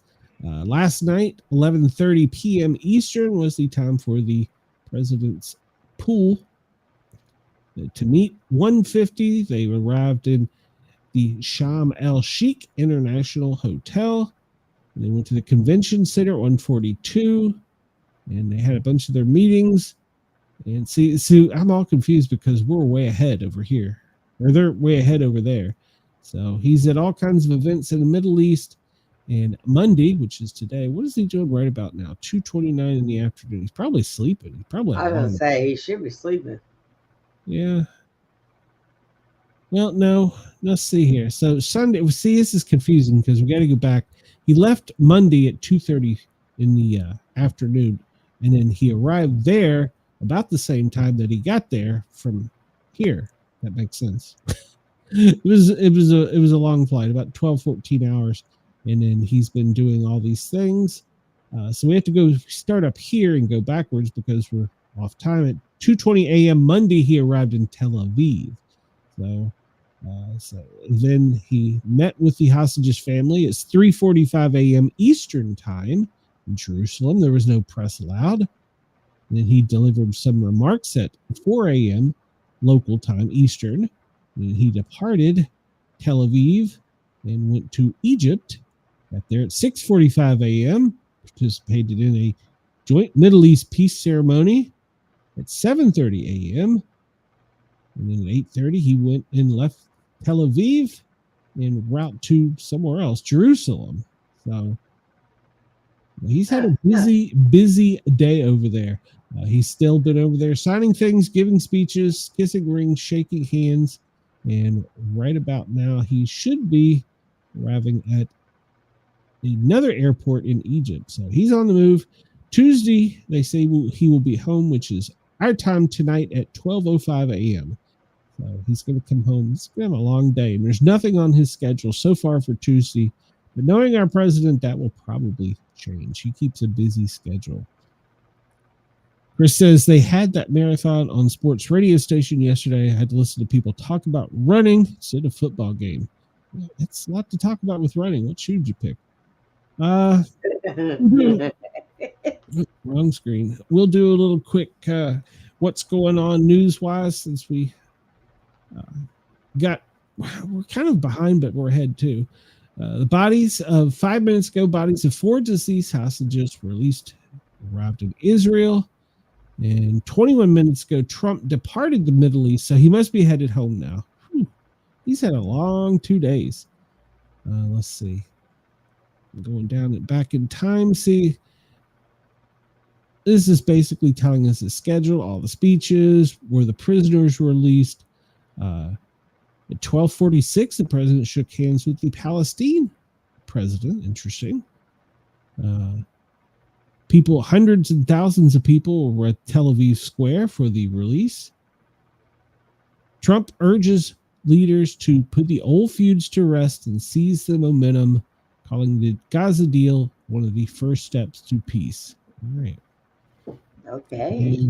Well, I mean, if they can get it, but typically there has been a war-torn area ever since I can remember. Yeah. My grandmother worked in the government, and I can remember hearing about it way back when I was a young lad. All right, let's look at the briefing here. And National Weather Service is telling us they're still going to be around even during the shutdown and the federal government holiday. Let's see, what do we have here? Well, today, if you're in Montana and the higher elevations, you can get some of that nasty white stuff.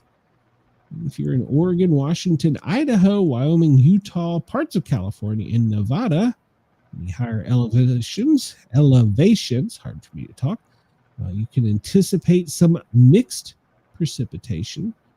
And there was a tornado warning in Arizona when I came on the air. So in Arizona and New Mexico, there's some severe storms going on. Up the East Coast, and we can see here from pretty much Maine all the way down through the Carolinas, the storm is off the shore, raising hell and causing flooding and all kinds of problems. Tomorrow, it looks like, well, the same storm's going to be torturing the East Coast for a bit longer. And the mixed precipitation in the West is going to be a little bit larger. It's going to start cooling down. But don't worry, we're going to have another heat up before it happens. So, and then by day 3 on Wednesday, well, we can anticipate much of the West Coast, if the higher elevations, getting some mixed precipitation. That storm up in the New England area should be off the coast and hopefully not bothering us anymore. So there's that. Chris says, I heard CNN was actually giving Obama criticism for tweeting about the peace deal and not mentioning Trump's involvement at all. I was shocked. CNN criticized their king. They'll get to spank him for that later. I could, well, yeah, all right. Let's see. Let's just move on here real quickly. We'll just carry on. We'll look here at the Hurricane Sarah and Lorenzo. Man, we've made it till Lorenzo is churning along out there as of 11 a.m. Apparently, maximum sustained winds were 45 knots, 50 miles an hour. And she's moving, or he, I guess it would be he, Lorenzo would be a he, is moving northwest. So 16 mile an hour. Well, they didn't put a cone of uncertainty on the, well, yeah, they did. There we go. So here's the times. It's right now, it's just a hurricane. Well, no, I'm sorry. It's just a tropical storm. And it's going to turn back and go back over to the Horn of Africa. So There we go. There is that. Somewhere I found the Google one I did earlier. Weather Prediction Center. We talked about this already. Over the West Coast, higher elevations, Washington, Oregon, Idaho, Wyoming, Utah, Colorado. I got a friend that lives out there. Hopefully she sends me some snow pics. California, that's down. That's really that whole cascade down into the Sierra Nevada range is going to get some mixed precipitation today. So start looking for the snow pictures on your feeds. The expected amount of precipitation. Well, if you zoom in here, it looks like California on the West Coast and the higher elevations is where they're going to anticipate most of it. It's usually dry in California, isn't it, Brenda? No, not so much. I mean, in the desert region part towards Nevada, yeah, but.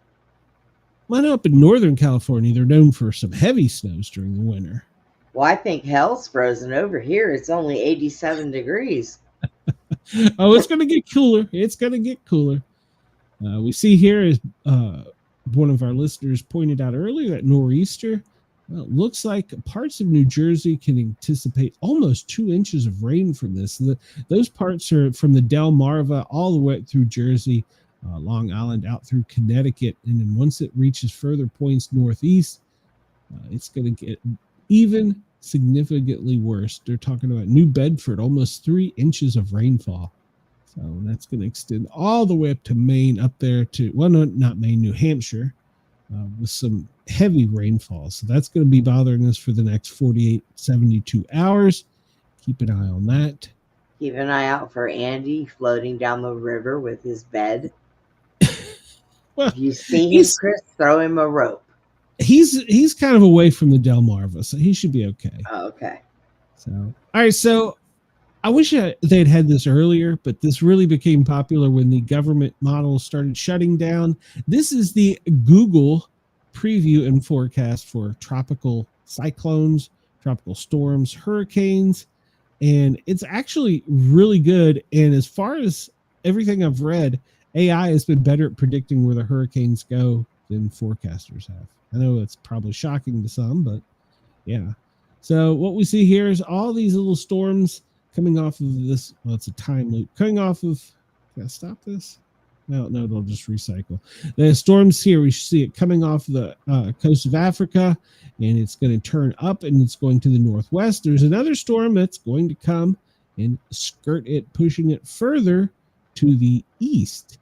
So it's not going to be affecting us. We look here on the east coast and we see, we have to go back in time a little bit here. We see on the east coast, the storms are going to move out. It doesn't show the radar from them, but the energy is going to move out and go off to the east. But it's going to take a couple days for that to happen. So let's see. Miami, there's a storm down off the coast of Miami. I didn't know that. Yeah, this is pretty good. But right now, there's not a lot of activity. Luckily, I guess. Then we see even out here in Middle Tennessee, there's a cell that's popped up on this, causing some high winds. I wonder if it showed the tornadic activity out in Arizona when it was live. So I don't know. I've never seen a tornado out there. I lived out there for 10 years. All I seen was dust storms. It was pretty bad. I saw the breaking news alerts for it. And speaking of which, looking at where the tornadoes from the Four Corners down to the border, you can anticipate some possible tornadic activity. So if they're basically the Four Corners straight due south. That's right. That's right. Don't come. Oh, I wish I had that clipped. Say it again. Whisper it in my ear. Don't come. Not yet. Okay. Oh God, I got a tickle. We're gonna move on. Let's see. Let's look at the real quick picture of the tropical for the Atlantic. We're gonna have to skirt through because we're moving out of time. See, this is the storm out in the center of the Atlantic. It's probably pestering Bermuda the worst because of it's just sitting there and spinning slowly, but it's going to push what was it, Lamberto or whichever one that's off the coast of Africa. It's going to push it further to the west. And if we look up on the east coast, we can see that here we go, we'll make that bigger. And see that it's just spinning right down there off of the coast of the Carolinas and Georgia. It's just sitting there and it's getting its energy. And if you look up here, you can see right off of Delmarva, that storm is also circulating and getting more energy. So the due northeast storm is feeding the one that is southwest or southeast. So it's kind of like two little bullseyes there, right in the middle is the Delmarva, all the way up into the New England coast. So, excuse me, I just dropped my rocks. So yeah, that's going to be for the next couple of days. We're running out of time because we were watching The Great Pumpkin, Charlie Brown. That's true. Yeah. So, let's see. Let's get some real quick forecasts in New York. Well, New York, you can anticipate rain with a high of 59 today. Jump up to Boston. Miss Harley is today 57 is high, very windy. Hop over here to Burlington. It's going to be a high of 60 degrees with partly sunny, rainy skies. Philadelphia, you're looking at a high of 59, cloudy skies. Wait, let's go down. Let's hit Knoxville real quick. Knoxville, 76 degrees, sunny sky, partly sunny skies. Atlanta, where I'm at, it's going to take a bit longer. 77. Chris says it's 2 bullseyes on National No Bra Day. They're protesting, Chris. That's a good point. Yeah.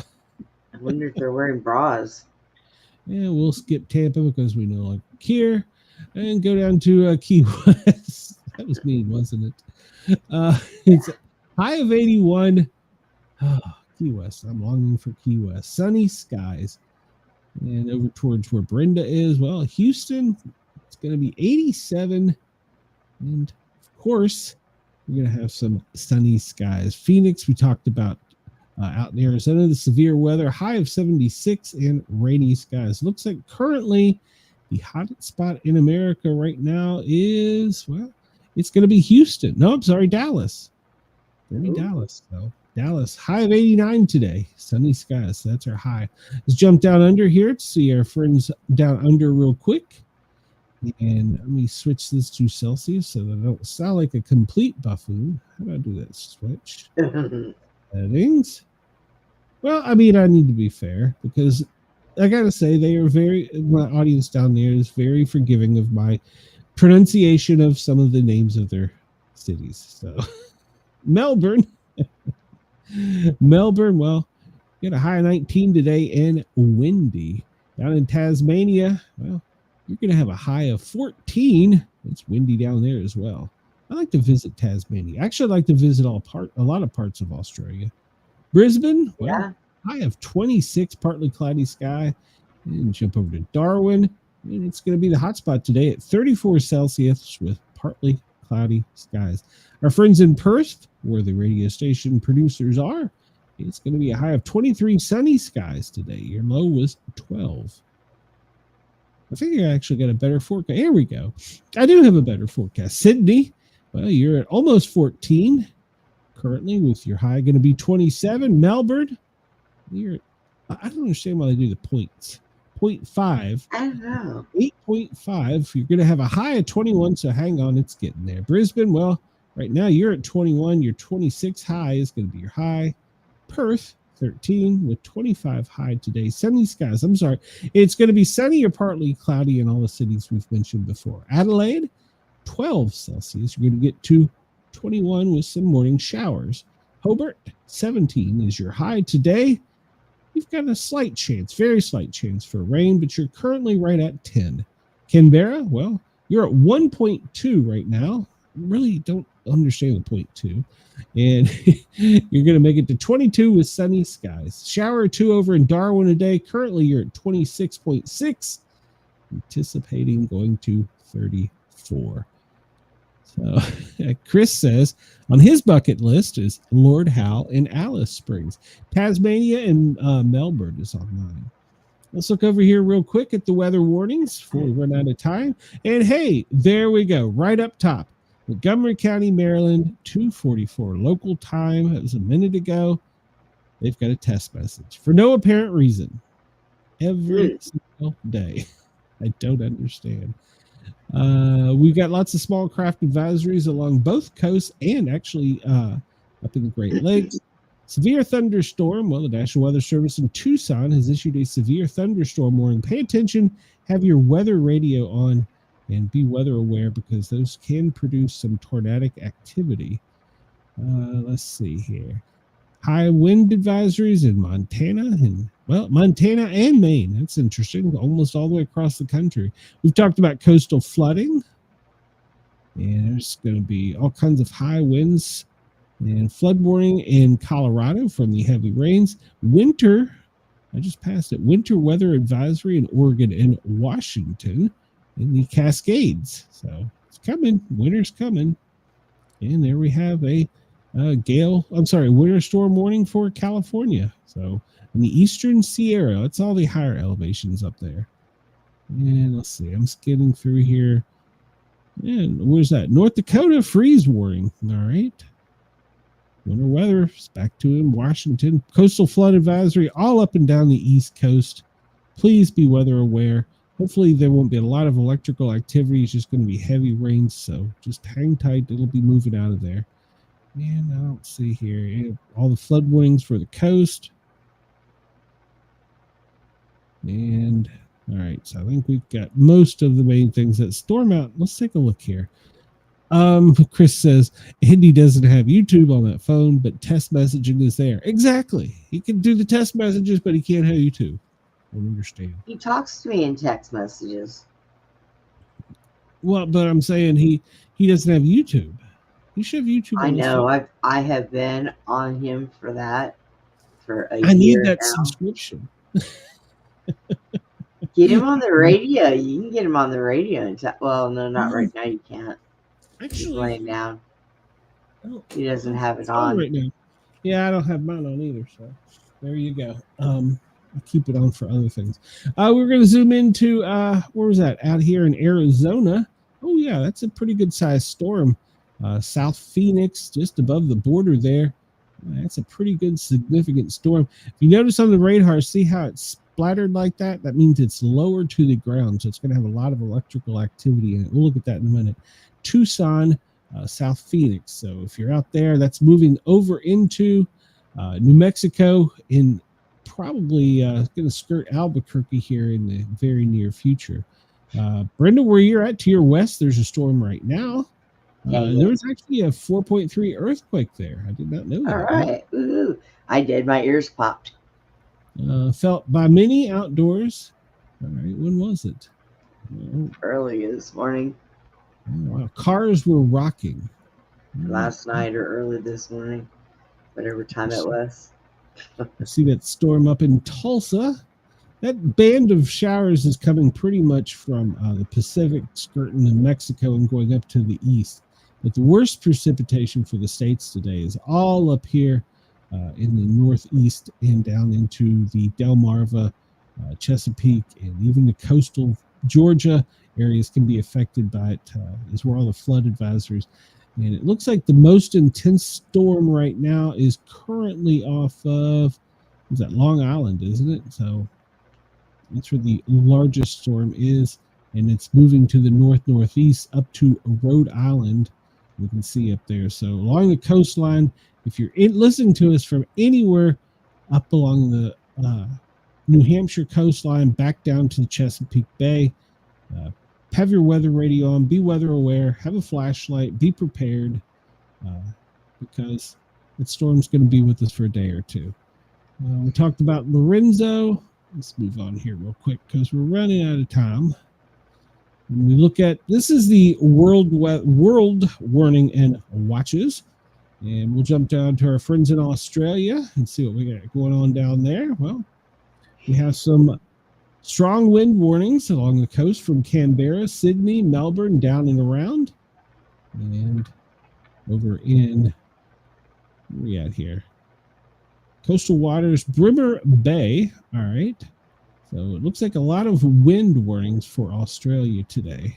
So once again, be weather aware when we have up here in Darwin.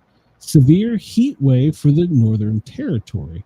All right. So it was put out by your weather meteorology meteorologist, the agent. Good Lord, am I having a stroke or something? I can't talk. It's like up in the northwest, high heat, and in the south, and on the southeast, lots and lots of wind. We'll jump over to the Middle East and just take a quick little peek because, well, don't really care, but that is where our president is right now. So we see down in Egypt, they were having a heat wave with a pretty good sized storm. So that's probably something that we should keep an eye on. Hopefully he will arrive home safely without any incidents.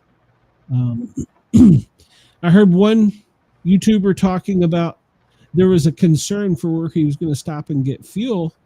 And I thought, this guy's not very well informed because that plane can stay airborne for days. Yes. They can refuel in the air, and they don't use civilian fuel. They use military fuel.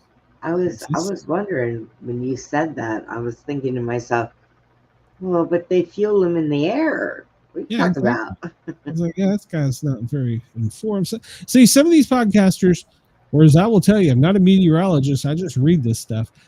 I don't know about it, but I will at least do some homework and research. But reporting like that, they were concerned about the gas they're going to put in the jet. I mean, now if one of the wings ran flat, then I'm pretty sure you'd have to stop somewhere. Well, I mean, any aircraft would if they had that type of mechanical issue. But yeah, some of these people just like, and they get goddamn views and subs. I don't understand it. What am I doing wrong? I don't understand. I don't know. So this I know that we need to link this show to mine as soon as we can figure out how to do it. Yeah, just give me a password and we'll be in. No tsunami warnings, watches, or threats currently in the world. Look at the electrical activity as we talked about. Well, down there in Phoenix and Tucson, up around the Four Corners, that storm's got a little bit of electricity to it. We'll hop over to our friends off the East Coast. And yeah, just we were talking about off of Long Island is where the electrical activity is the strongest for that one. And then we go all the way down in that same storm zone we see off the coast of the Outer Banks. So Chris says his plane can run on military fuel or Diet Coke. I saw a picture that I don't know if they were supposed to post it, but his granddaughter took it. It was on X, so I could talk about it. And it showed the inside of one of the planes and some of the snacks and goodies and stuff he had. I thought that was funny. Well, every human being, like him or not, still deserves some of the comforts, And they have changed poweroutage.com to where now it's a different graph, but we see that Washington currently has the highest. People without power, 13,000. And then jump down to Pennsylvania being the lowest at just about 3,100. So, and we can bring it up. Like, let's say we'll do this for our friends in New York. And we see that it's all the counties out. And I'm not even going to try and pronounce these, Chris. All the counties out on the eastern edge are the ones without power. So, or not without, but have the most outages reported. No, Chris, I'm not going to try. Brenda, it looks like over in where you are, Terry, Gaines County, Palmer, all those in Culberson, Hudson, those are the counties reporting the most power outages. How about Chris? Chris, well, I don't know, depending on where you are. Tippecanoe, what is that county? Grant County, Howard County. Most of that power. God help me. This county, that county. Yeah. We were talking earlier about the heat. Most of the heat rise is still going to be on deep south. And those are the areas, but it's only going to be code yellow for pretty much down along the Gulf of America, north following the Mississippi. But it's not as extreme as it has been, that cold front coming down from Canada. So I can't update to the fires because, well, that part of the government is shut down. But I can tell you there are some fires. Most of them are to the west of the Mississippi, obviously, and they'll be hopefully drenched by these rains coming through. But the smoke coming from the fires in Texas is traveling along the Gulf of America and hitting that little trough of air and going straight up, following the Mississippi almost to the Great Lakes. So you can see some smoke, hazy days there. Yeah, well, it says it's a A big fire right here in whatever county this is. Simmonsville. It's 165 acres. That's not a very big fire, actually. But Yeah. well, I mean, let's take into consideration that we know of. Because right now they're really not giving us a whole lot of information. I was surprised that with the government shutdown that this came up and popped up and is still active. The hazard mapping system for fire and smoke, and currently Alabama has the highest, which I was really blown away by. You can see they're red, nice and red. And jump over here along the Mississippi. We got Louisiana, Arkansas. Oh, is the terrorists coming in, Brenda? Are they going to get you? Dog thinks so. Code orange. This is mostly for the smoke we were talking about today. Hazy along the Gulf of America. Up if you're following up the Mississippi to the west, all the way up. You're looking at into Iowa City, Davenport, or some code orange days. Take a quick gander at the 3D Earth. Yes, Brenda, I know it's 3D. It's the big, beautiful, perfect globe. We look over here on the coast, and yes, you can see No Bra Day is being celebrated by double bullseyes on the East Coast. One down at the coast of the Carolinas, and the other up just north of Delmarva, hitting Long Island. Jump down here to Australia and see what the wind looks like. And yeah, just as predicted, Tasmania can anticipate some strong winds coming out of the west. Actually, the whole coastline there on the southern side of the continent can anticipate high winds as long as the west.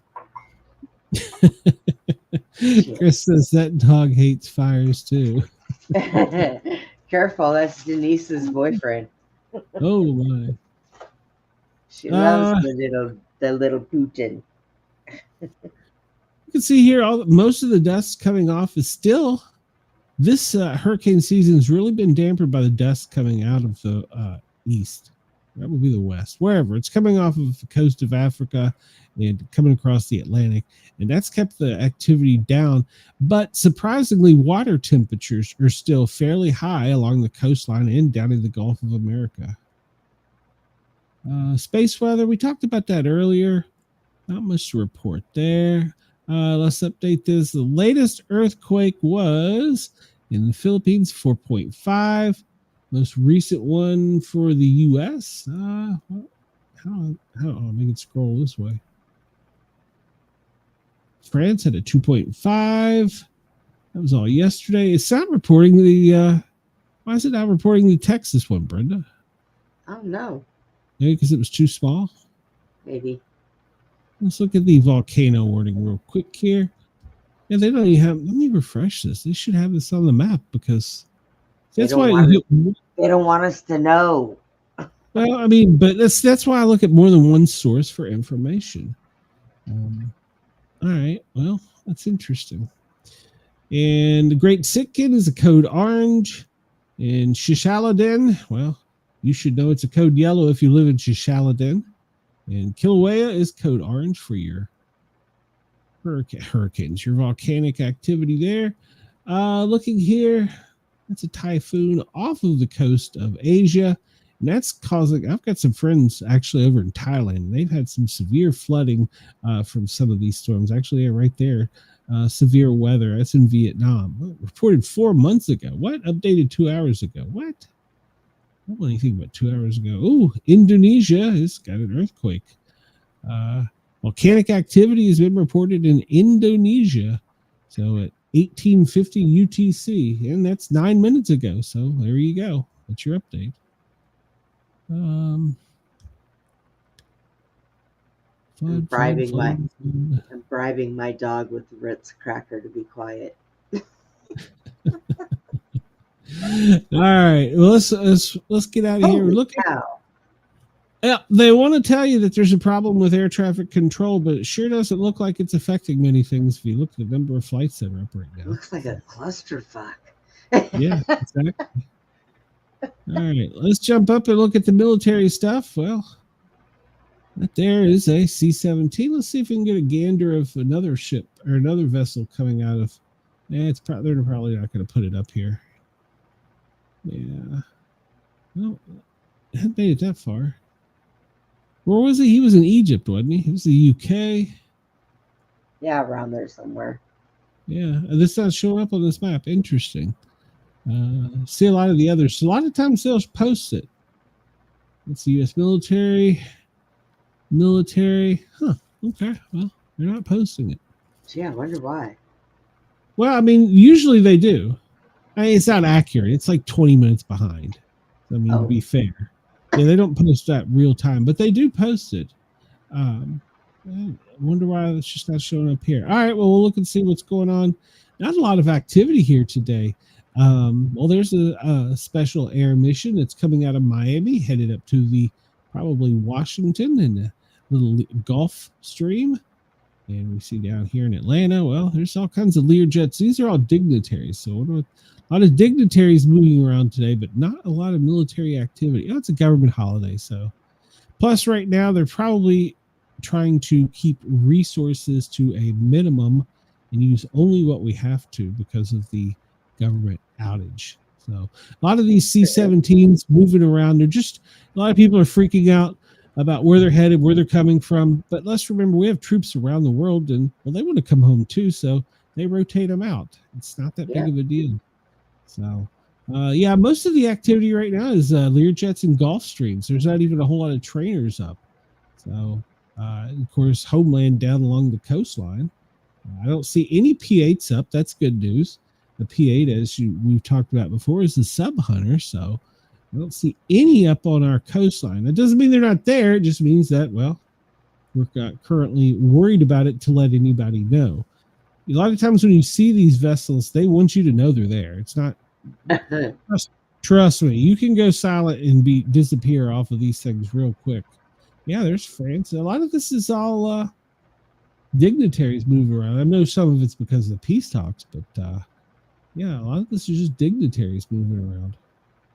So, well, it's government holiday, so that's what you get. Well, if the plane's grounded, it doesn't show up on that, does it? Like if it's down? It depends. They'll well, if it turns on its transponder, basically.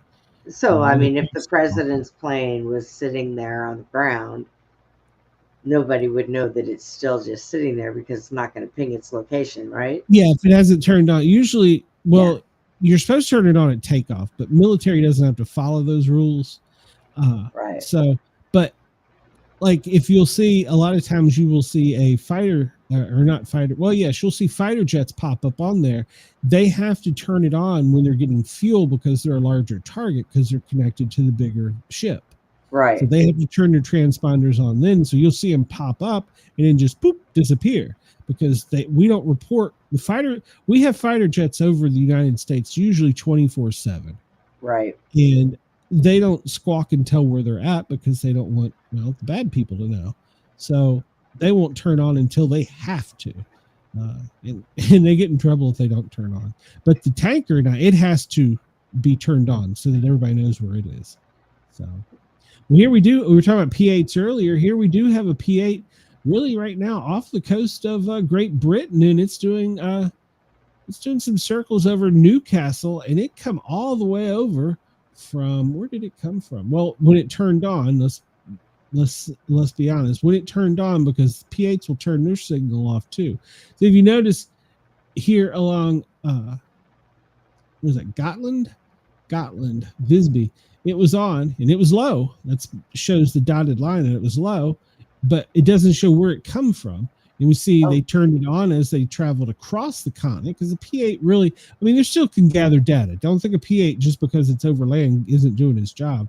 And then they turned on again down here and they wanted them to know they're flying around. There was another one there. It just disappeared. Did you see that?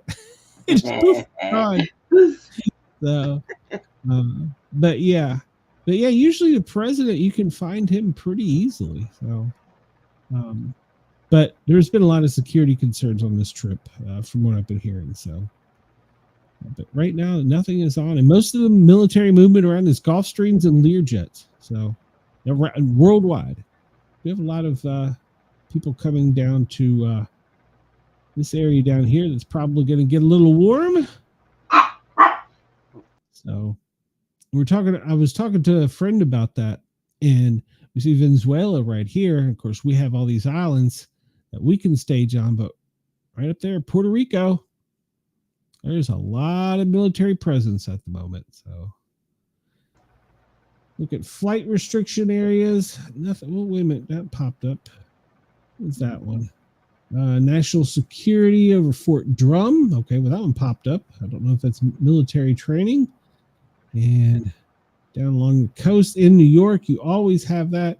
And if you got ball games going on, you're going to have that. We see along Baltimore, and that's probably national security at the proving ground. That's going to be for him coming in. They've already put up the NOTAM. So, and the normal one around Washington, D.C., and then down along there, that's not even showing. There it is. Okay, that's for drones. So, all right, I didn't turn the drone one off. All right, that explains that. And down off the coast of Florida, as usual, Orlando, they're doing some training around Cape Canaveral. Brevard County, there's a no-fly zone. And then, of course, we have way down in West Palm, we have all that. Well, they must be doing a lot of training here in the Gulf of America around Pensacola, because they sure do have a lot of areas secured off. Yeah. Elgin Air Force Base, Okaloosa County, they've got a complete no-fly zone. Down along Panama City, Tyndall Island, well, the drones, no-fly zone. So you can't fly a drone if you're on the Gulf of America. You will get in some serious trouble if you do that. Even down along Pensacola, that's not normal. Usually they don't have that up for the drones. Let's see. Where are we going here? Fires. I didn't really get a lot of chance to go over anything that was going on recently. Looks like Brooklyn had a fire 5:43 this morning. That was apparently a pretty good job. All hands working. So that's a large fire. Trying to see shooting victim. We had a shooting overnight in DC. Oh. Yeah, well, it's still not safe. That once again, you are fake news. So let's look real quick and see here. I don't see the government holiday and the government shutdowns. There's just not a lot of reporting there. There are no balloons up. I know that's absolute bullshit. You are a liar. Yeah, I know that's bullshit, because I just read an article about them. They have their bases out of Key West. Chris says, I saw 3 sub hunters in the parking lot of Jimmy John's. Hey, speaking of that, I haven't had lunch yet. Are they eating? Yeah. Let's see here. Let me close some of these, because we're over. We are over time here in a few minutes. All right. Looking at marine traffic. Well, look down here along the coast of Venezuela, and well, it's pretty wide open. So that means that wouldn't anticipate anything for the next little bit for it to go hot down there. Despite some of these, God, I've seen some of these other ones. Breaking news, flash, security, emergency, we're all going to die. Yeah. You see all these ships right here? If there was something come up, that would be like a NOTAM. They would be nowhere around. Right? You know, they would be, because you remember about a month ago we looked at this, and yeah, there wasn't anything in here. It was empty. Let's see. So we don't have time to go over this today, but we really need to spend more time on this. Officers line of duty shot Henry Franklin in Missouri, Deputy Charles Riley in Louisiana, Jeremy Cassidy in Florida. He was in Escambia County. Oh, he passed away from results of a incident from 2 years ago. Oh. So, trooper in Florida. We have a number of line of duty deaths this year, 72, as compared to this time, or as compared to last year, 167. So there you go. All right, we'll jump out of here with Bit Defender like we always do, if I can get it to load. As always, if you have any questions, comments, queries, or bitches, whatever, just go over to Sportcat or go to X and find me at Sportcat, and we will be more than glad to listen to you. I also have a SpeakPipe account. You can go to speakpipe.com, and you can find me there at speakpipe.com/Sportcat. Leave me a voicemail. I don't care. Tell me a joke. Tell me something. Let me know you're alive. Let me know my listeners are out there. As always, I beg you to come over and find me on the YouTubes. Search out Sportcat Show, and you'll find me there. And you can always watch and join the chat. We have a great chat. As always, I want to thank Denise. She's one of my moderators. Chris, thank you. And KG, you were in there earlier. So most of my regulars were here, and I appreciate you. Bitdefender just isn't really loading right. There we go. Well, maybe. So, as we see, America is the brunt of cyber attacks. Medical systems have been getting a lot of attacks here recently. You see, most of these are infections. There we have some coming across from where else but Asia. So, Brenda, do you got anything? No, I'm good. It's been fun. Yeah. Well, you're going to come do this more often with me? Yep. I'll come Wednesday. Okay. Well, as always, we appreciate it. You can catch me tomorrow, same time, same place. And you can also catch me if you want to go a little earlier in Tuesday. Catch me doing the Thin Line Rock Station. I spin records, tell tales. Yeah, have a little fun over there for 2 hours from 12 until 1, Tuesday and Thursdays. I'm here from 1 till 3, all East Coast times. You can find me doing the Sportcat Daily Gazette. And Wednesday night, we have a great show lined up too. 2 more authors. My agents got us hooked up with some authors. So you can catch me on that, the Sportcat Show, Wednesday night, 9 o'clock. As always, thank you, everybody. I appreciate it. I'll get to be 100%. I'm about 98% now. I'll get to 100% soon. So, I got some plans. So, yeah, I got some plans for some other things. A body camera and, well, there's some other things I want to do. So we'll talk about it as we go. And hey, by the way, I dressed up for the occasion today. I put on a collared shirt and I'm wearing pants. How about that? It's a good looking shirt. Well, pay attention. There's going to be more. Oh. Everybody have a great day. I will see you tomorrow. Thank you to our friends at Radio X and Dare Talk Radio in Australia. They allowed us to go over a little bit today. Everybody have a great morning. And come check me out tomorrow night or tomorrow afternoon, depending on where you are.